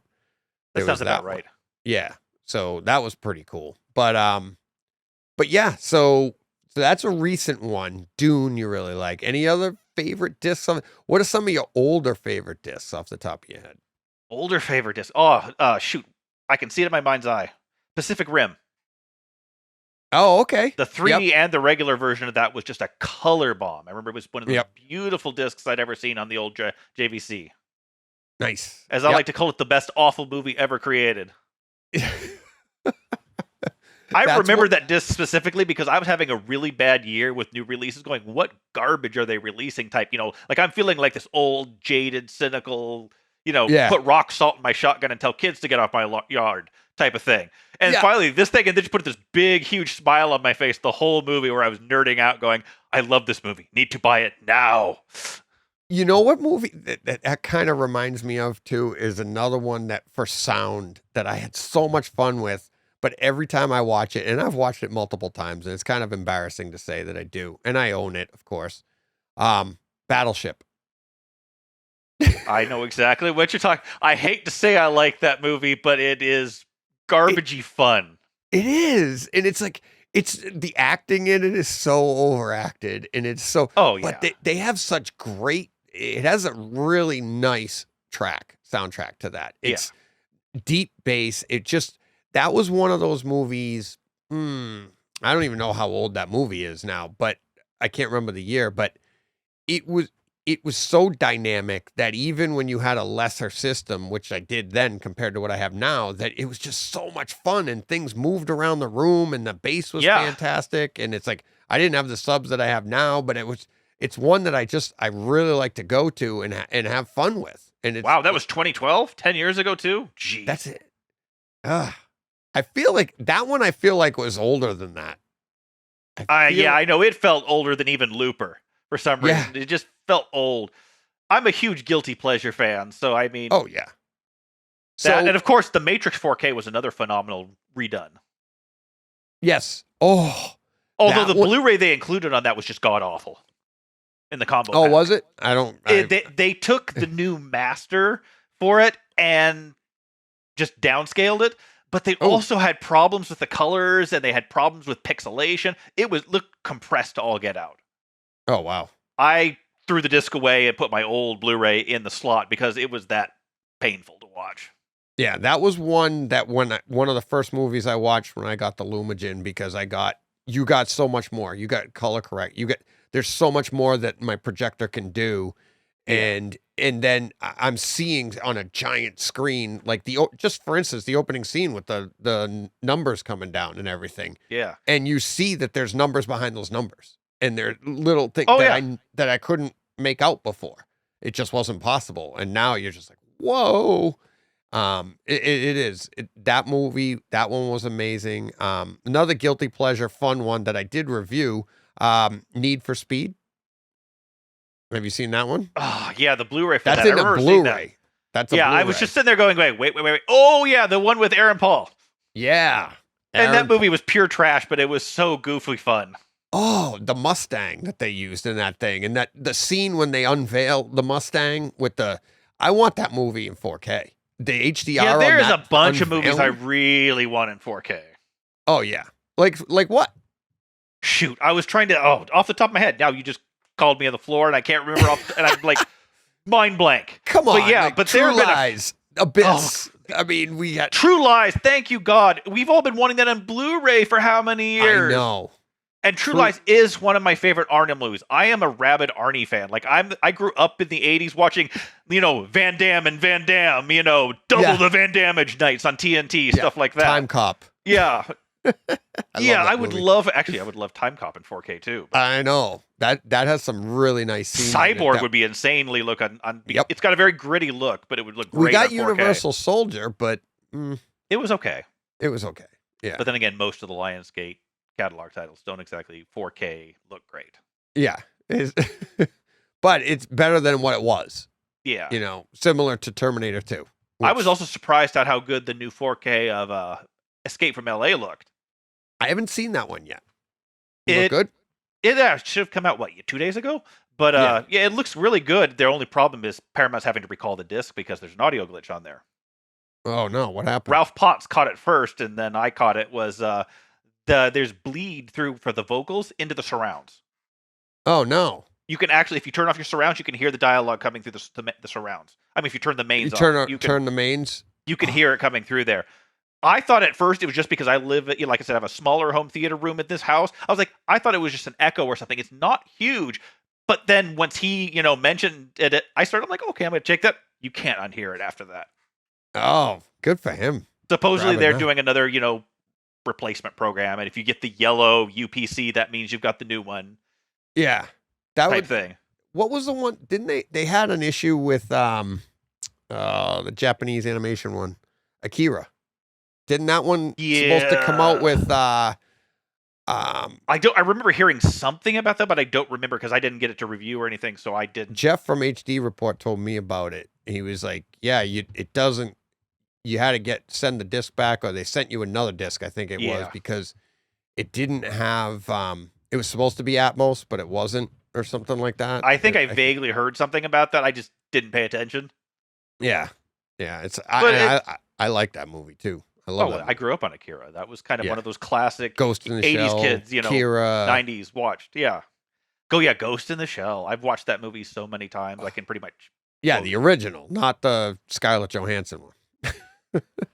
What movie? Yeah, exactly. Did you ever see, speaking of anime, did you ever see Vampire Hunter D? D? Yeah. Yeah. And Bloodlust. Yep. I have both DVDs. I love that movie. Yeah, Vampire. I'm a huge anime fan going back into the 80s, so I have everything from Voltron, Rurouni Kenshin, Hellsing, the original as well as the remakes. Yep. I have ridiculous amounts of anime because my wife is an anime collector, so we have a wall devoted to it. Nice. I one of the first things I kept shopping for it. Trying to find it on physical was super expensive, but I ended up getting it digitally. I bought it, I think, off of iTunes many years ago, and I think it's out on another platform now, but Star Blazers. Oh, God, Star Blazers. I remember that. Yeah, I loved that show. I loved that show growing up. And then you put it on now, and it's like, it was funny. It was a half-hour show when we were kids, and then you see it now, and it's like, I think it's like 3 2-hour movies or something like that is what it was originally, and then they broke it up for American television. Yeah, loved that. But yeah, all the stuff that we watched on TV, I have VHS stuff of it, like Guy King and Grandizer and all those different. Oh God, yeah, that brings back memories. Yeah, all those robots that would turn into something else while the guy was sitting in the head. All the mecha shows. Yep. Oh, loved all that stuff. That's awesome. That's funny. Look at that. You're younger than me, but you still got into all of that stuff. I had older brothers who introduced me to all stuff. I had older brothers who decided to scar me by turning me into a horror fanatic. So they would show me all the scare. I'm the rabid horror fan who's like, sweet, how many kids are we going to kill on screen today? How many stupid teenagers get hacked off by, Jason type thing. I'm not a big horror fan. I mean, I enjoy it. My wife likes horror, but she's not like, I got to go see this next horror movie. But she does like horror movies. She likes the experience of being scared. Yeah. My thing has always been, I went to school for art, and my mind is always about realism, right? Realistic stuff. I like to draw stuff to make it look as real as possible. So that's where my mind usually goes. And when I'm watching a horror movie, I just know this isn't real. Yeah. So I'm watching more of a horror movie for, like, wow, that was pretty cool how they made that look real, but I know Yeah. it's not real, so I'm not scared. And it's like, and then as you get older, you start to know like the tropes, and you're like, okay, Oh, here we go. You know, they're making commercials out of it now. Which is kind of why I love Cabin in the Woods, because it was a complete love letter / Yeah, mocking, the tropes of every horror movie that's ever made. right. And that's what. But see, like Or growing every up, genre. everybody loved like Halloween and Friday the 13th. Yep. I was Elm always a Street, all Nightmare that on stuff. Elm Street fan because I Yeah. felt like that was a departure, or at the time it was something new, right? A little It more actually- psychological to the slasher format. Correct. And it was a little bit more, it was closer to like Invasion of the Body Snatchers, right? It was Oh, yeah. basically that, but in a real horror, like slasher film. Yeah. Because it was like Invasion of the Body Snatchers was Don't Go to Sleep. So they took and made Nightmare on Elm Street, and it's like, he'll get you in your dreams, And and- Johnny Depp's one of his first movies, or it was his first movie. I cannot think- remember. yeah, I think it was his first movie. Something like, yeah. It was like either his first movie or like his first starring movie, if you know what I mean. Right. One of those things. But yeah, little fun tidbit. The shirt that Rose McGowan's character wears in Scream is actually the same t-shirt that he wears in Nightmare on Elm Street. Oh, yeah. See, that's another one that I really liked. I loved Scream because I don't know why. I just felt like it was more fun. It was a different take on It the was a slasher pop culture film. winking and nodding at slasher At fans. I everything. mean, it was obvious. Right. Exactly. And that to me was more so for me, like a horror movie is more of like I need something that's a little bit more involved than just like, I'm gonna run away, and even though like this guy is just walking, he still catches me. I just need The classic, how do you get away from the killer in a horror movie? Run faster than 5 miles an hour. Yeah, exactly. Because he just, meanders across the lawn, but still catches you somehow, and has super strength and whatever. But yeah, another one I liked was do you remember April Fools? It's Damn. not coming to mind. So that one's spoilers. It's in the title. The entire movie, it comes off as like a horror movie, and like kids, they go out to a house for a weekend, and they're all like, teenage kids and Are we teenage talking the stuff. old April Fool's Day? Is Or it April Fool's? Because there is an April Fool's Day. The old, was it 19... Oh, that's 1986? So is April Fool's Day? Yeah. Yeah, that's the one I believe we're talking about. Yeah, they invite girl invites her college friends to her parents' island home. Island. Yep. Yep, that's it then. Yeah, I vaguely remember this. I haven't seen this in so many years. Yeah. It's all a joke. It's not, nothing's going on. So it's like, I liked that because when you saw it, you thought you were going to see a horror movie. But then at the end, you're like, oh, this is all for fun. And it was like, and I that was fun to me. I was like, oh, that was kind of fun. I like that. So that's why it And that's sticks out. kind in of my why head. I liked Happy Death Day and Happy Death Day to You. Yeah. Which was kind of a modern twist on that type of thing. Okay. All right. I The didn't best see way of those. describing that is Mean Girls meets Groundhog Day meets a slasher. Oh, geez. It's a guilty Okay. pleasure type film, but it's actually pretty fun. Well, that's the idea of them. They're supposed to be fun. And I believe Scream Factory is releasing the 4K of both those movies this month. Oh, nice. Cool. All right. All right. Any of your favorite scenes? What do you like when you fire up your system for the first time, or you upgrade a piece? What are The some of your favorite Matrix scenes? Revolutions, that scene where Neo meets the machines and negotiates the truce. Oh, And of course, the first Matrix, the classic walk-in, the lobby scene, the lobby the one that scene. everyone Yeah, wants to the- watch and rewatch. Yeah. But I love watching that that sequence where Neo meets the machines and starts having the truce. It's that massive sonic wave as you hear the machines talking. Okay. It is a huge punch in the chest. It's one of those very visceral bass hits, as well as it's very visually stimulating. It's got all the green, the black highlights because Neo's backlit instead of frontlit, and Yeah. it's Oh. a really nifty looking Now scene. I got to go see that again. I And then, gotta of course, pull that up. Pacific Rim. I always put in Pacific Rim whenever I'm demoing something or whatever like that. Yeah, I might be doing that one soon. That's on my list to review. Pacific Rim. That's a great soundtrack. It's just It was. It's insane. Yeah. Yeah, I'm hoping to be doing that one someday soon. Yeah. Let me see. What else? Any other scenes? Hero. The Hero. the The animated one? no, Jet Li and Oh, Jet Li. Okay. that was there's one of the beautiful fight scenes in the middle, the blade fight. It is just incredible to watch, and especially when it got that special edition Blu-ray. I mean, the Blu-ray wasn't that great, but it still looked pretty darn good. And I always loved to demo that scene because it's just so visually beautiful. So Same that's as good Crouching Tiger, Hidden Dragon.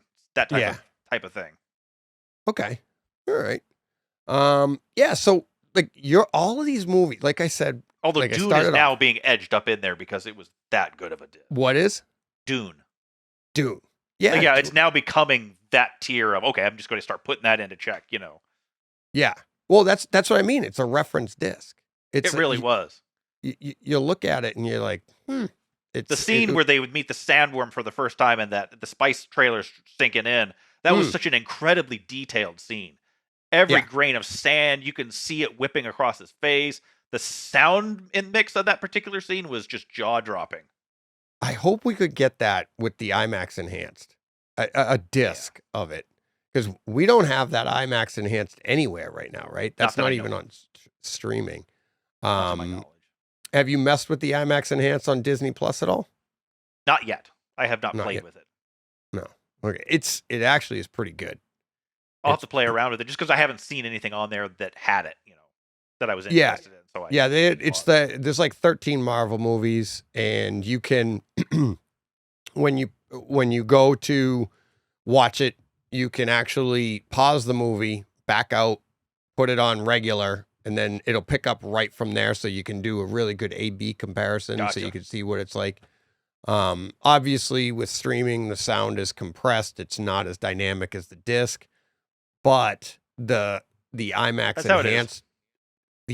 enhanced picture, I think, more than makes up for it. It really engages. I'll have to take a peek at it. Yeah, definitely. I know you love physical and you love that idea, and I do but too. I still delve into them every day streaming. So yeah, but when I want to get these discs. I want to get more IMAX enhanced discs. I want to get these because then you're getting the best of both worlds. You're getting all the quality, and you're getting that large IMAX screen. And especially with you on a TV. I know Todd likes his CinemaScope screen that he has, and we go back and forth on that. I'm like, because when you go to IMAX enhanced, your screen gets smaller. I'm like, that's no fun. Yeah, there are pros and cons to each setup. That's the thing. Right. Well, yeah, that's the thing. I go back and forth myself. CinemaScope, it's like if most of your content is in that way, it's going to be huge. Yeah, and I remember back in the day when everybody who wanted something CinemaScope got an anamorphic lens and went to town on that, masked everything off. Yep. Yeah, I have for my screen. I made masks. I wrap in velvet and pop them in the top and the bottom of the screen, so I get that. It's a smaller CinemaScope screen, but on a movie that has variable, like Nolan likes to do as well, you can't have the masking up, and it just pops back and forth. So yeah, when you're watching, I remember that was such a controversial thing back when it first came out, and actually still is to a certain extent. Yeah, the switching aspect ratios.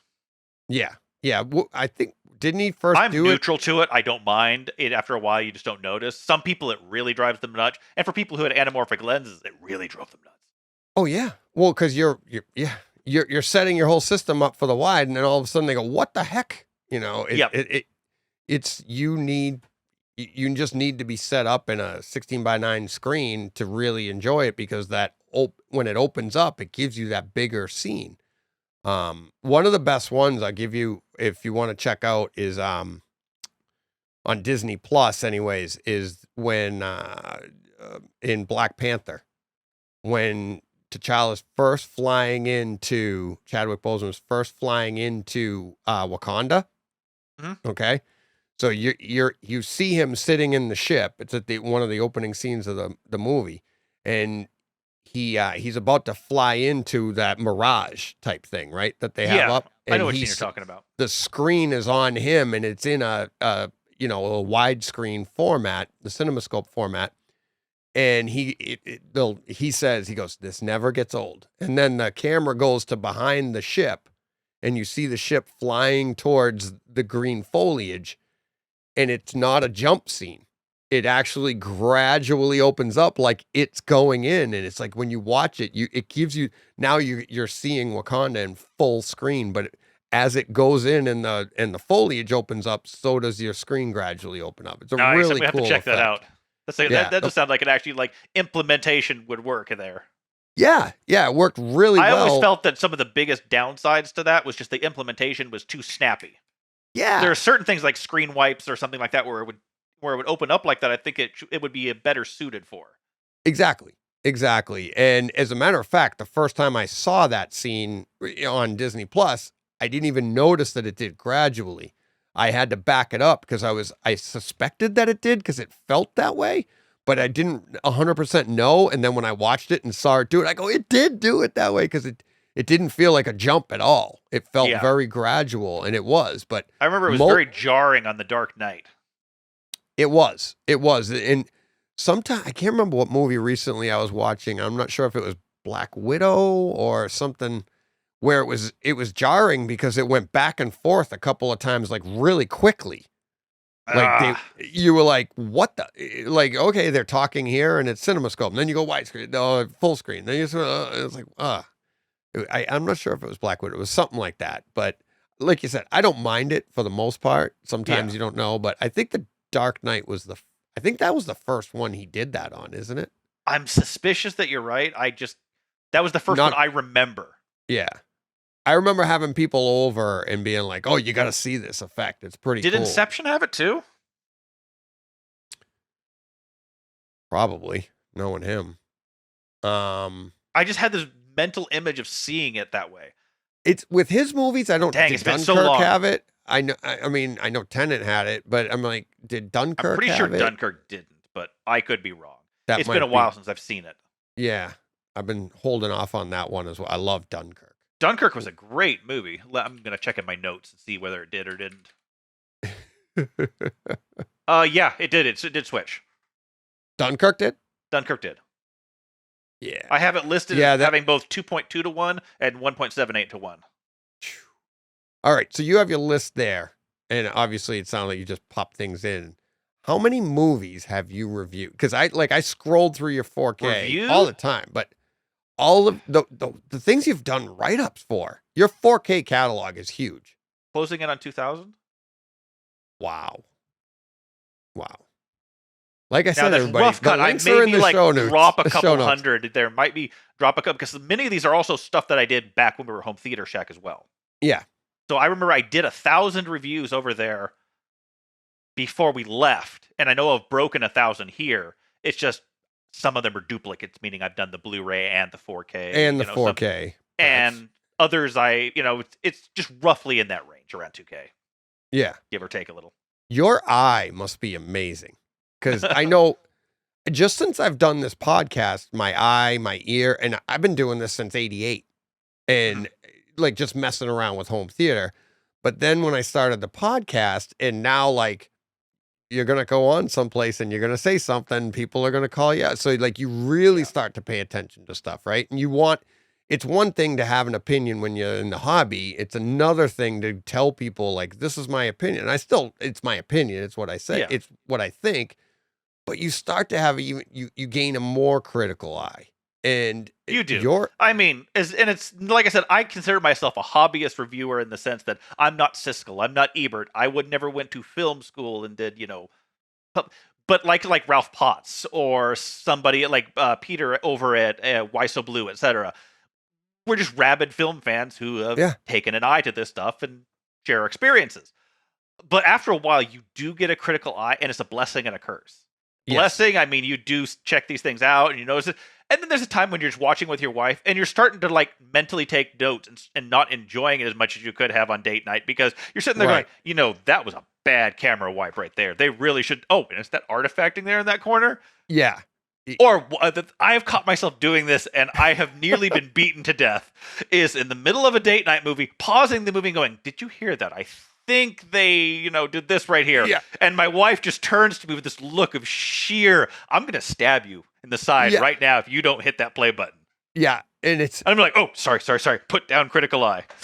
but it's so funny because like I'll go to watch a movie when I do one and I always do the quotation fingers on my reviews because it's not a review in the aspect that you do. I do for like the fun scenes that I want to talk about, and then I'll just break down those scenes.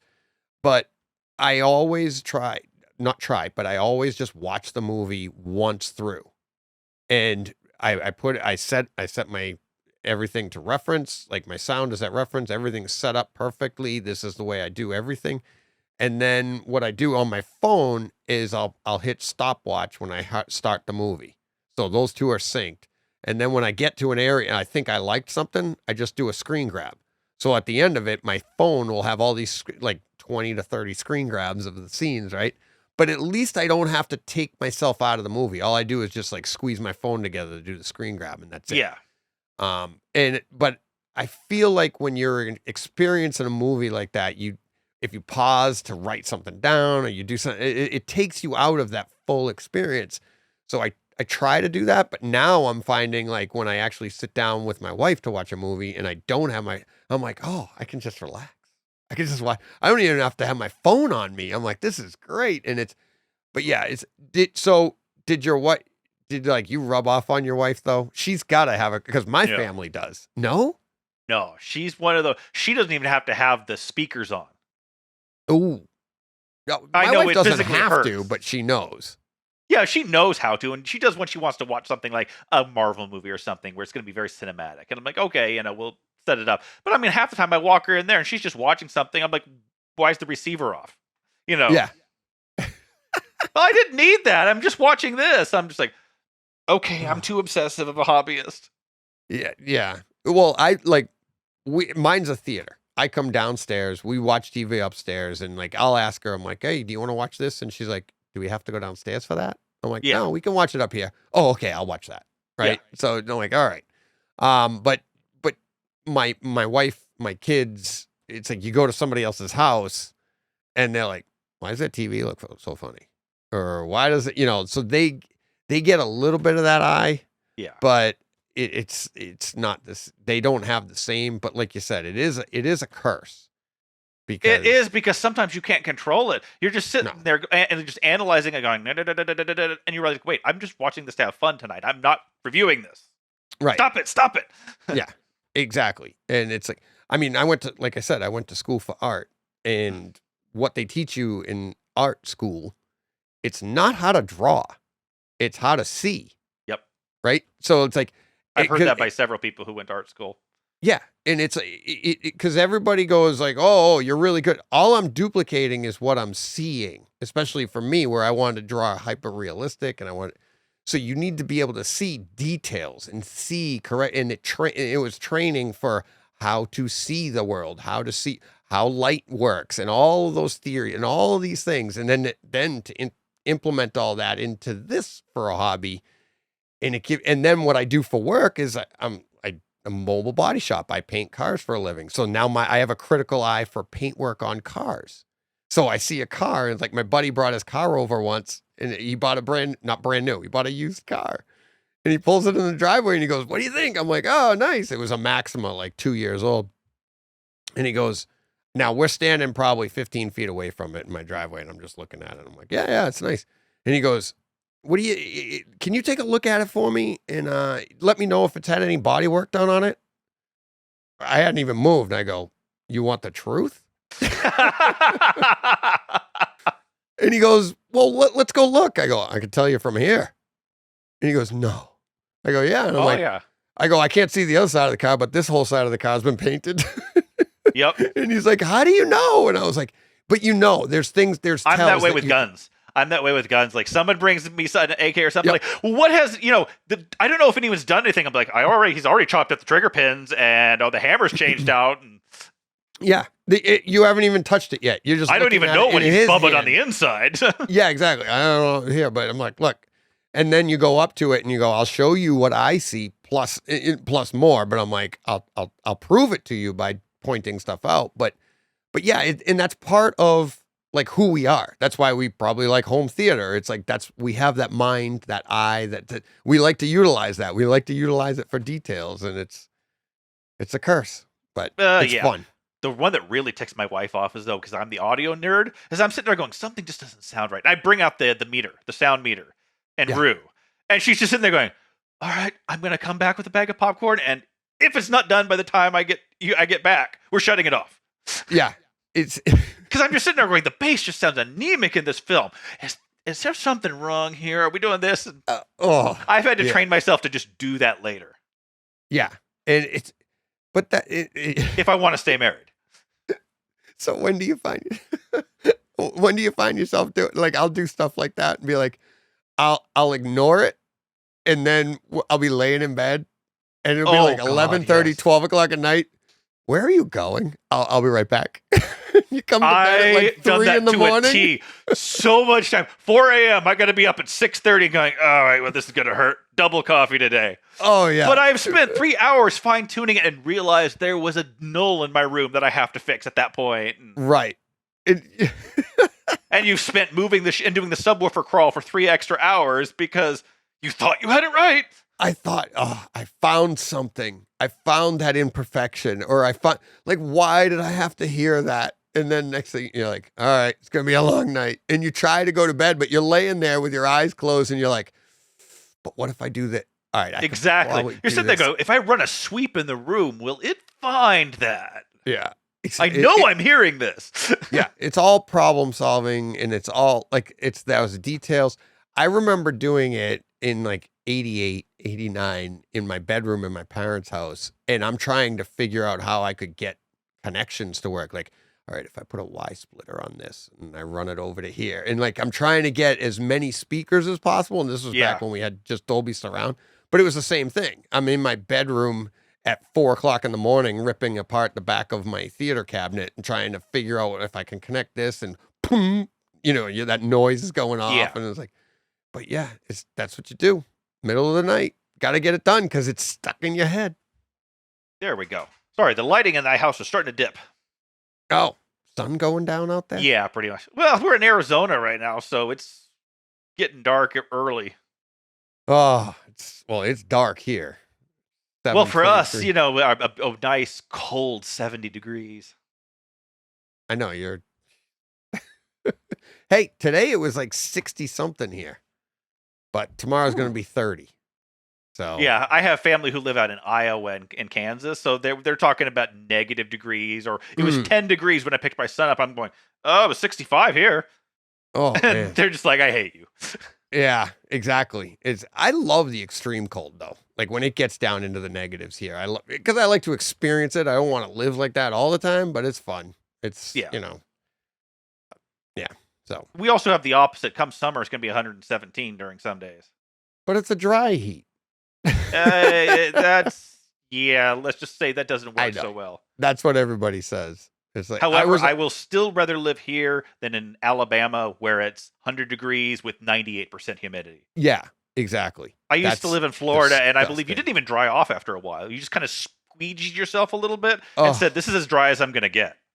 Yeah, I hate that. I like when you just can't even be outside and stand to be with yourself. I'm like, ugh. And I have bad allergies to mold or like things that grow in wet environments. So if I go there, I'm going to be taking injections and have every pill and, sniff up the nose just to survive. Yeah, I was out in kind of your area. I went to Moab a few years ago, mountain biking, and I love the temperatures. I love the dry, like it was really cold in the morning and then it warms, like we'd start mountain biking at like 5 and by like 10, 11 o'clock, you had to pack you had to carry a pack to carry all your clothes because of the different changes in temperatures. Cause it is so dry. You can't retain any kind of heat. So, oh yeah. Loved it. You get ice cold during the night because of that. It's really weird how you can have a day that hits 85 degrees, you get a 28 to 32 degree night. Yeah. Yeah. All that thin air atmosphere just boom, the minute the sun goes down.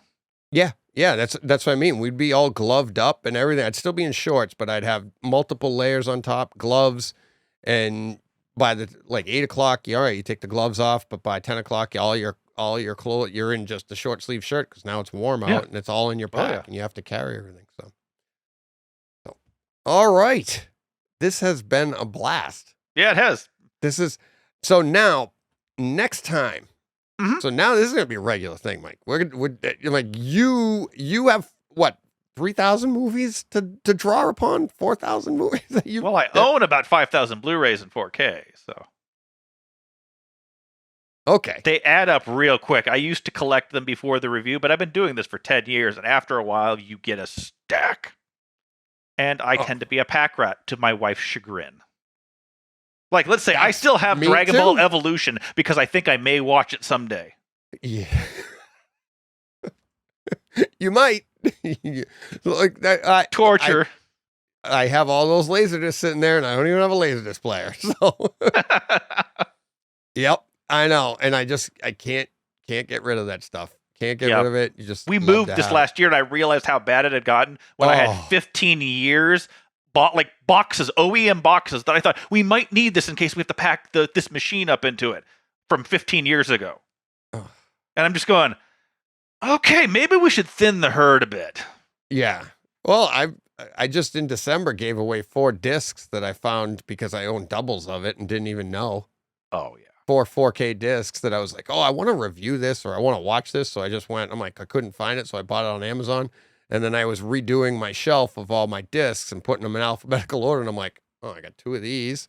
I had like 4 or 5 discs. And then I just found another one that I'll be giving away soon. Yep, I have a stack of about 40 that I've got to do because I've had duplicates from 4K to blue, et cetera, that I've I have got all stacks that. of all those. All right, I got to get rid of these blues now that nobody wants. Yeah. I sold a bunch on eBay of Blu-rays that I had duplicates of. Not anything like any collector stuff. Like I have all of my Terminator stuff. Terminators, Terminator 2s, all the versions of Terminator 2. I want those. But then movies. What a god awful 4K disc that was. I know. I know. You see, I'm the one that's always like, but it's the best it's ever looked. And then it's the best it's ever looked. But there's a part of me that what if? Because knowing all the flaws in the transfer, although there is one that finally beats it. Pirates of the Caribbean. Oh yeah, for bad, you mean? I thought you meant they came out with a awful disc that I just kind of stared at the screen and just said, I spent money on this. I'm actually ticked. I didn't buy it. I didn't get it because of that. I read everybody talking about. I'm like, this thing's got to be god awful because it is. It really is. What did they do? Downgrade. What happened? Oh, it's hard to describe, but they dimmed it out, and it's not like the HDR dimming where it has a lower natural brightness level to it. It's dim, it's grungy, it looks smeary at times. It's flat. It looks DNR'd to me, in my opinion. Sounds like Reacher. And it was awful. Like I actually thought the Blu-ray looked better, even though there were some elements of better resolution. Right. You see textural details, but it was a frustrating disc that I just said Disney did not give a crap on that thing. I don't. I've heard some of the sequels were bad, but not that bad. But the whole set was just something I was like, you know what? I'll come back in 5 years when they've done a special edition. And see, to me, it's like, it doesn't make sense why you would even, like, what happened there? Because 4K is such a niche thing, like we were saying earlier, that you're only putting these things out for people like us.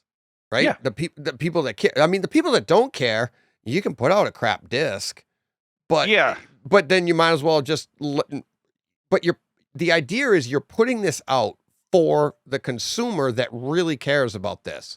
Yeah, so that's been my frustration. Is I'm like, you look at your audience. Your audience for this particular format is not the audience for DVD or Blu-ray, even partially. It's just you're looking at the niche elitists in a certain sense. Right. And you're giving this out? Ow. Yeah. And that's but what the stream wasn't much better. I remember watching the Disney Plus stream going, this isn't that great either. But at least that's just the stream. And that's going that's what I took back then. I was like, whatever, it's a Disney Plus stream. And that's too bad. That's too bad. Like I've seen some discs that are like, okay, not that big of an upgrade. And you be what's the term? Diplomatic about it. Like you're like, all right, it's not the greatest upgrade, but you do understand there was upgrade, like the Tomb Raider discs. I'm like, okay, these aren't bad. They're not great, but hey, thumbs up. Decent looking disc.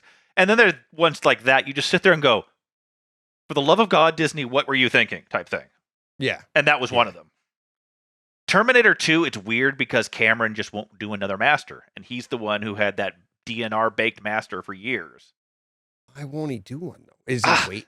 But he's not, like we were talking earlier. I'm not sure where there's waiting, but he approved that last transfer. And I don't know why he approved it. There has been so much digital manipulation that it was frustrating. Now, is it possible that the I mean, he just seems to be overly focused on Avatar right now.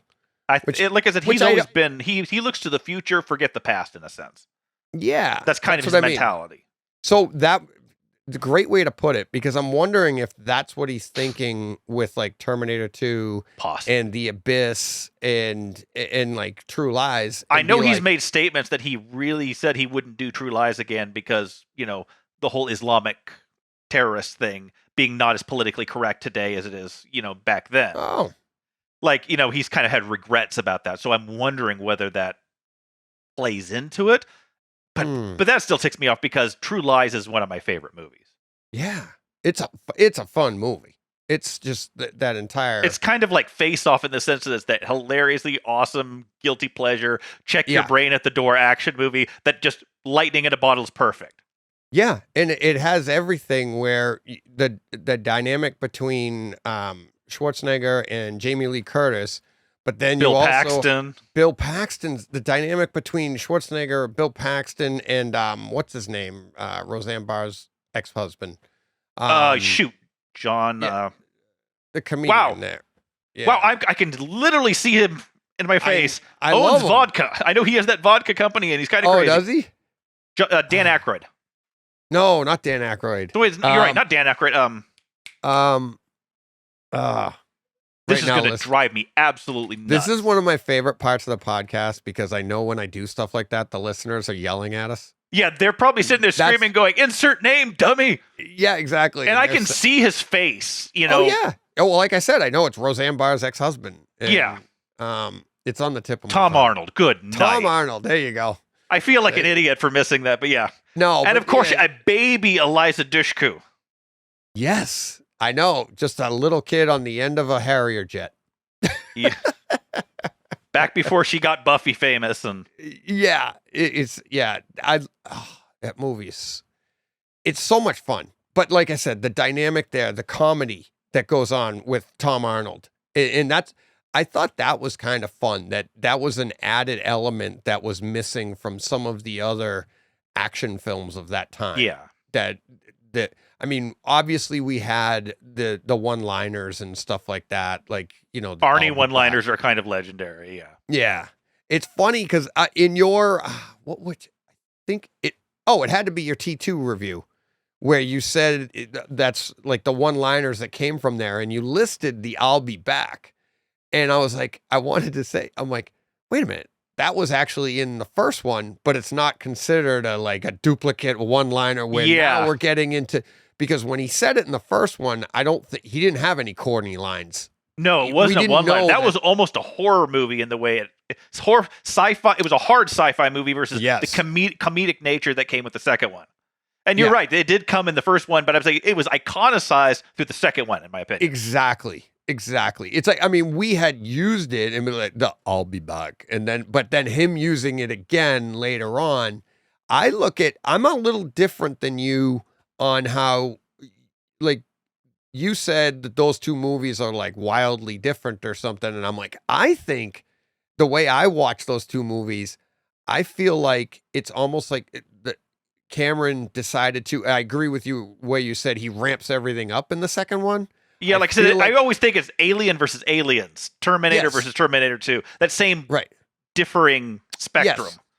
But I felt like it's like almost the exact same story, but now we just we've got a bigger budget, we've got more stuff to show you. We added another Terminator, we did all this, but it's the exact same story. It's like you have the quote love story going on, but now it's her and the Terminator, but it's the exact same story if you plot it out on paper without. Oh yeah, it's classic sequelitis. Do the same things as the original, just amp it up. just do it a lot better. And Except it actually did it better, unlike 48 hours versus 48 hours later, which hurt. Another 48 hours. Yeah. Another 48 hours. Yeah, thank you. Yeah, that one wasn't as good. But they did the same thing. Do the same story, just amped to level 10. Right. But what I do agree with you on is that I do prefer the first one as a pure movie. I think there's a lot of nuance to that I absolutely love. I just reviewed that one a few weeks ago, too. And I love Michael Biehn, so. Yeah, Michael Biehn. He got cut out of most of the second one, unless you get unless you watch the Ultimate Edition version or whatever. Yeah, but he was.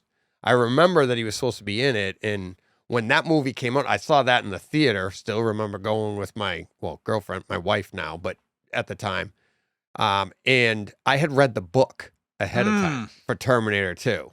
Completely ruined the movie for me because the book is basically all of the extended cuts of where they operate on his head and they break the chip and they want to break the chip. And all of that leads into his mannerisms, the rest of the movie. All of that is in the book. And none of that the first time I saw the movie. And I was like, what happened? All the best parts are gone. Yep.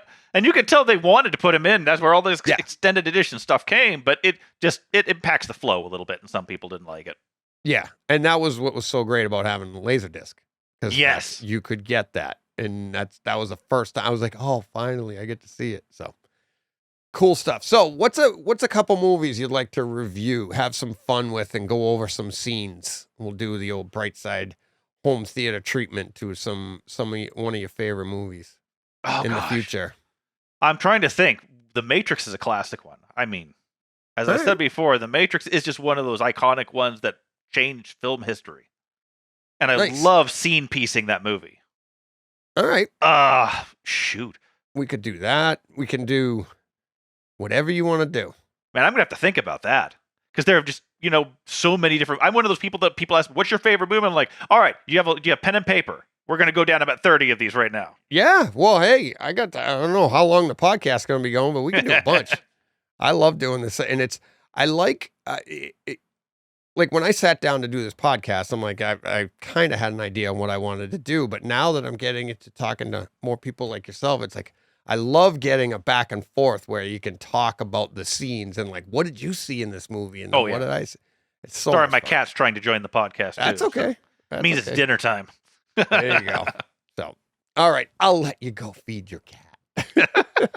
I got to go eat too. I haven't eaten yet myself. So, but, all right, Mike. Thank you so much, everybody. Mike from AV Nirvana. Check them out there. All the links are in the show notes. Like I said, the library is extensive. I mean, fantastic job what you're doing over there. I love reading all your stuff. Thank you very much. No, really, I didn't say this enough, but I love how the way you write it you're seeing it from like you said, a fan's perspective. Yeah. And you're giving both a review of the movie as well as that home theater experience and stuff. And it's a lot of fun to read. So when movies are coming out and I click on them and I'm like, all right. And then I won't say what, but there's been a few I've avoided because of you. So.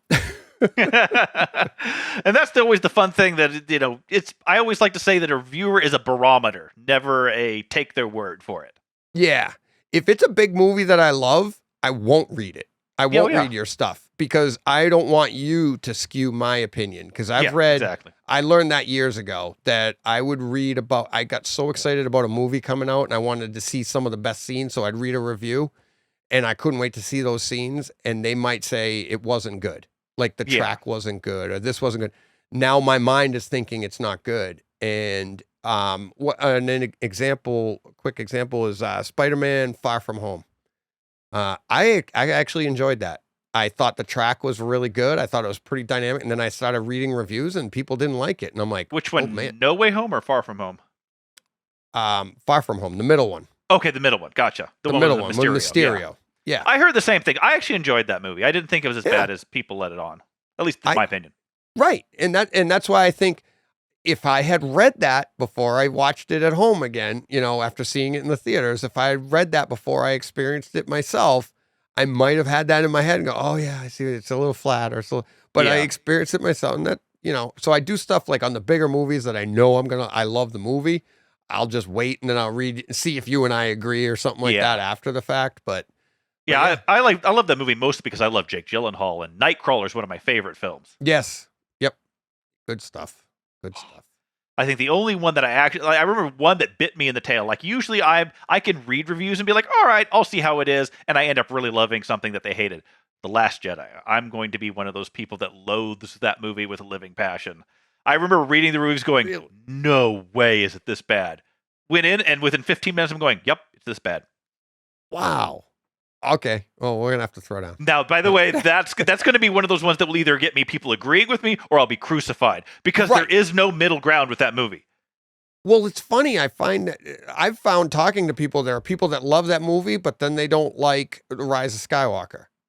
And then in reverse. You can't like both. It's kind of like geometry and algebra. It's weird. Like I said, my breakdown of the trilogy is the first one was a repetition. The Force Awakens was a repetition of Episode 4. Playing it safe, but had potential. The second one left me going, oh my gosh, please don't do this. Ryan, go, please leave. And then the third one was a giant retcon because they were desperately trying to pander to the fans to roll back the bad will that had been created. And it was a mess in its own right, but it was still fun, but it was a mess. I just still feel that trilogy just did not... The best way of describing it did not convince me that it had a reason to exist. Okay. Yeah. Yet at the same time, I'm not one of those people who says it has to be the original trilogy because I love The Mandalorian, Clone Wars, Rebels. Yeah. Even enjoyed heavily Rogue One. It's just... It's hard to describe why it didn't feel right to me. See, my thing is when I talk to somebody like yourself, I think what it is... Oh, you're one of those people. Yes, exactly. No, what I think it is like when we saw the original trilogy, 70, Star Wars, Empire, Jedi, when we were kids, everybody, like even yourself who, you grew up after that, but you still... you burned the VHSs into the ground. Correct. So like the first time you saw them, you were a kid. You experienced all these things as a kid. Mm-hmm. Now we're older and we're not experiencing them. We're being critical and we're looking like, why can't it be like when we were a kid? Well, ignorance is bliss. When you were a kid, you were just petrified of Darth Vader. I just had this conversation the other day. You're petrified of Darth Vader. He is one of my top three villains. Exactly. He is one of Scorpius from Farscape, and Michael Myers are probably the top three villains in my opinion. Yeah. And one of my listeners wrote in and he was like, Vader, excuse me, he was like this badass villain. But then when you get older and you rewatch it, you're like, he didn't really do anything. It wasn't until Rogue One where we saw true Vader. Yeah. Right? I will admit that last scene was a nerd moment, me giggling like a little child to see Vader actually scary for the first time in years. Right. Really the first time ever. Yeah. Because what it was is when you were a kid, that's how you saw him. It was all intimation back then. Exactly. Which is fantastic storytelling. But the Rogue One Vader that we saw at that end scene, that was being actualized for your adult mind on what it is. I mean, right? I understand it was pure fan service, but it did make him, you're like, okay, this is a full force powered user in his a scene from the ideas of terrified, civvies. Yeah. They were just normies. Oh, yeah. But that's when you get into like the latest trilogy and you get into the breakdown of all those movies, we're breaking down it with an adult brain, trying to recapture our youth. I still remember being hard. 18 going to see Episode 1. I walked from school to go buy pre-order tickets. 5 miles one way, 5 miles the back. Well, that's the way the math works there, Mike. It would have been weird if it was a different number in each direction. I just remember coming back to school after our hour-and-a-half lunch break, gasping for air, got tickets in my hand for me and my girlfriend. Oh, I was a little older. Dating myself there. I was 18 exactly when it came out. Yep, I was 29. Yep. And that was a big deal. That was huge because We I didn't think think that it was was bigger ever than- going to come back. We Nobody didn't would know. have bought it. we didn't know. I mean, we did know in the 80s, we had heard rumors that there were 9 movies planned. Or at the very least, he had scripted out the ideas for 9 movies, and there was Exactly. theoretical, And- And we knew that those were the middle 3. We did hear that through the wherever. It wasn't online, obviously, but we did hear that. I through remember the fan rumors that the service. Timothy Zahn books were rumored to be 7, 8, and 9, and everyone was hoping for that, and then Yep. it shifted years later. And So when they finally announced that we were getting more, you were like, "Oh my God." And it feels like it was a lifetime, but it was what, 13 years, 15 years, something like that. That's it between Jedi and then the next one. 'Cause 83 Jedi to ca- 2000. So yeah, 17 years. So yeah. So I mean, it feels like it was forever. Yeah, it feels like it's because been longer to since my it kid's came mind, out. it was before I was born type thing, or for 1 Right. year later for Jedi. I was only 1 year old when that came out. Right, So right. yeah, so it was like one of those something that existed before I was born, and now I'm gonna see it come back type thing. So that literally is a lifetime for you. Yeah, it was. I mean, that is a lifetime, but that's what I mean. But it's actually been longer since it came out than the space in between them. Oh yeah. And and it's was there actually more time between that trilogy and the latest trilogy? I think there was. I think that was one of the little things too. No, it couldn't have been. Because they were 2 or 3 years apart for each. So 2000, 2003, 2006 era for Return of the, and then it came out in 2015 was The Force Awakens. So that was So only about 10 9 years. Yeah, 10 years. At least I think it was like 2006. I think the original trilogy were 3 years apart. I think the first trilogy was, well, not the first trilogy, but the origin story trilogy was. So 2005, it was 10 years exactly. Yeah. Yeah, and I think those were each 2 years apart. 2000. Yeah, that makes more sense. 2000, 2003, then 2005 or something. Something like that. Yeah, In that range. in that range. I thought it was something like that. All right, it's over 2 hours there, buddy. Oh, wow. It's been a while. Hasn't it? Time flies. Time flies when you're having fun. Thank you. All the links, you can find him in the show notes. Find him on Twitter. I'll have all of that in the show notes. Mike, thank you so much. Can't wait It was to a get back pleasure. at it. Awesome. Thank you. All right, man. Have a good night, DJ. Was I wrong? Oh my. Physical, digital, it is. It's putting the disc in. He wasn't lying. I love that part too. One thing I didn't mention in there, I still can smell my laser disc. They have a specific smell. That's part of the experience. When I open up the box that they're in, I'm just like, oh, it takes me back to when I used to load those discs in, those giant discs, talking laser. I had so much fun. Thank you, Mike. Thank you to everybody for watching, listening. If you like what you saw, hit subscribe on YouTube, on your favorite podcast platform. Really appreciate it. That's how we grow this podcast. You can also support me on Patreon at patreon.com/BrightsideHomeTheater. Monthly donate, sign up for a monthly donation or don't. Either way is fine. We're going to keep this thing going. Next week, I'm going to have a movie. On Tuesday, I'll be talking about all of your questions and comments. Anything that we said today, let me know. We'll be talking. Actually, I'm recording on Sunday morning. So get your comments in as soon as you can so we can talk about them. You can hear those on Sunday. Got a great guest lined up for next Tuesday's podcast. Can't wait for you guys to hear that. Big step for Brightside Home Theater this coming Tuesday in my audio-only podcast. So everybody have a great weekend. I'll talk to you on Tuesday. And hey, go push play.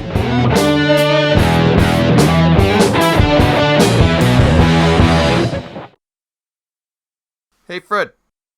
This has been a Hey Fred production with theme music by Jeff Bernhardt and Throne Vault Productions.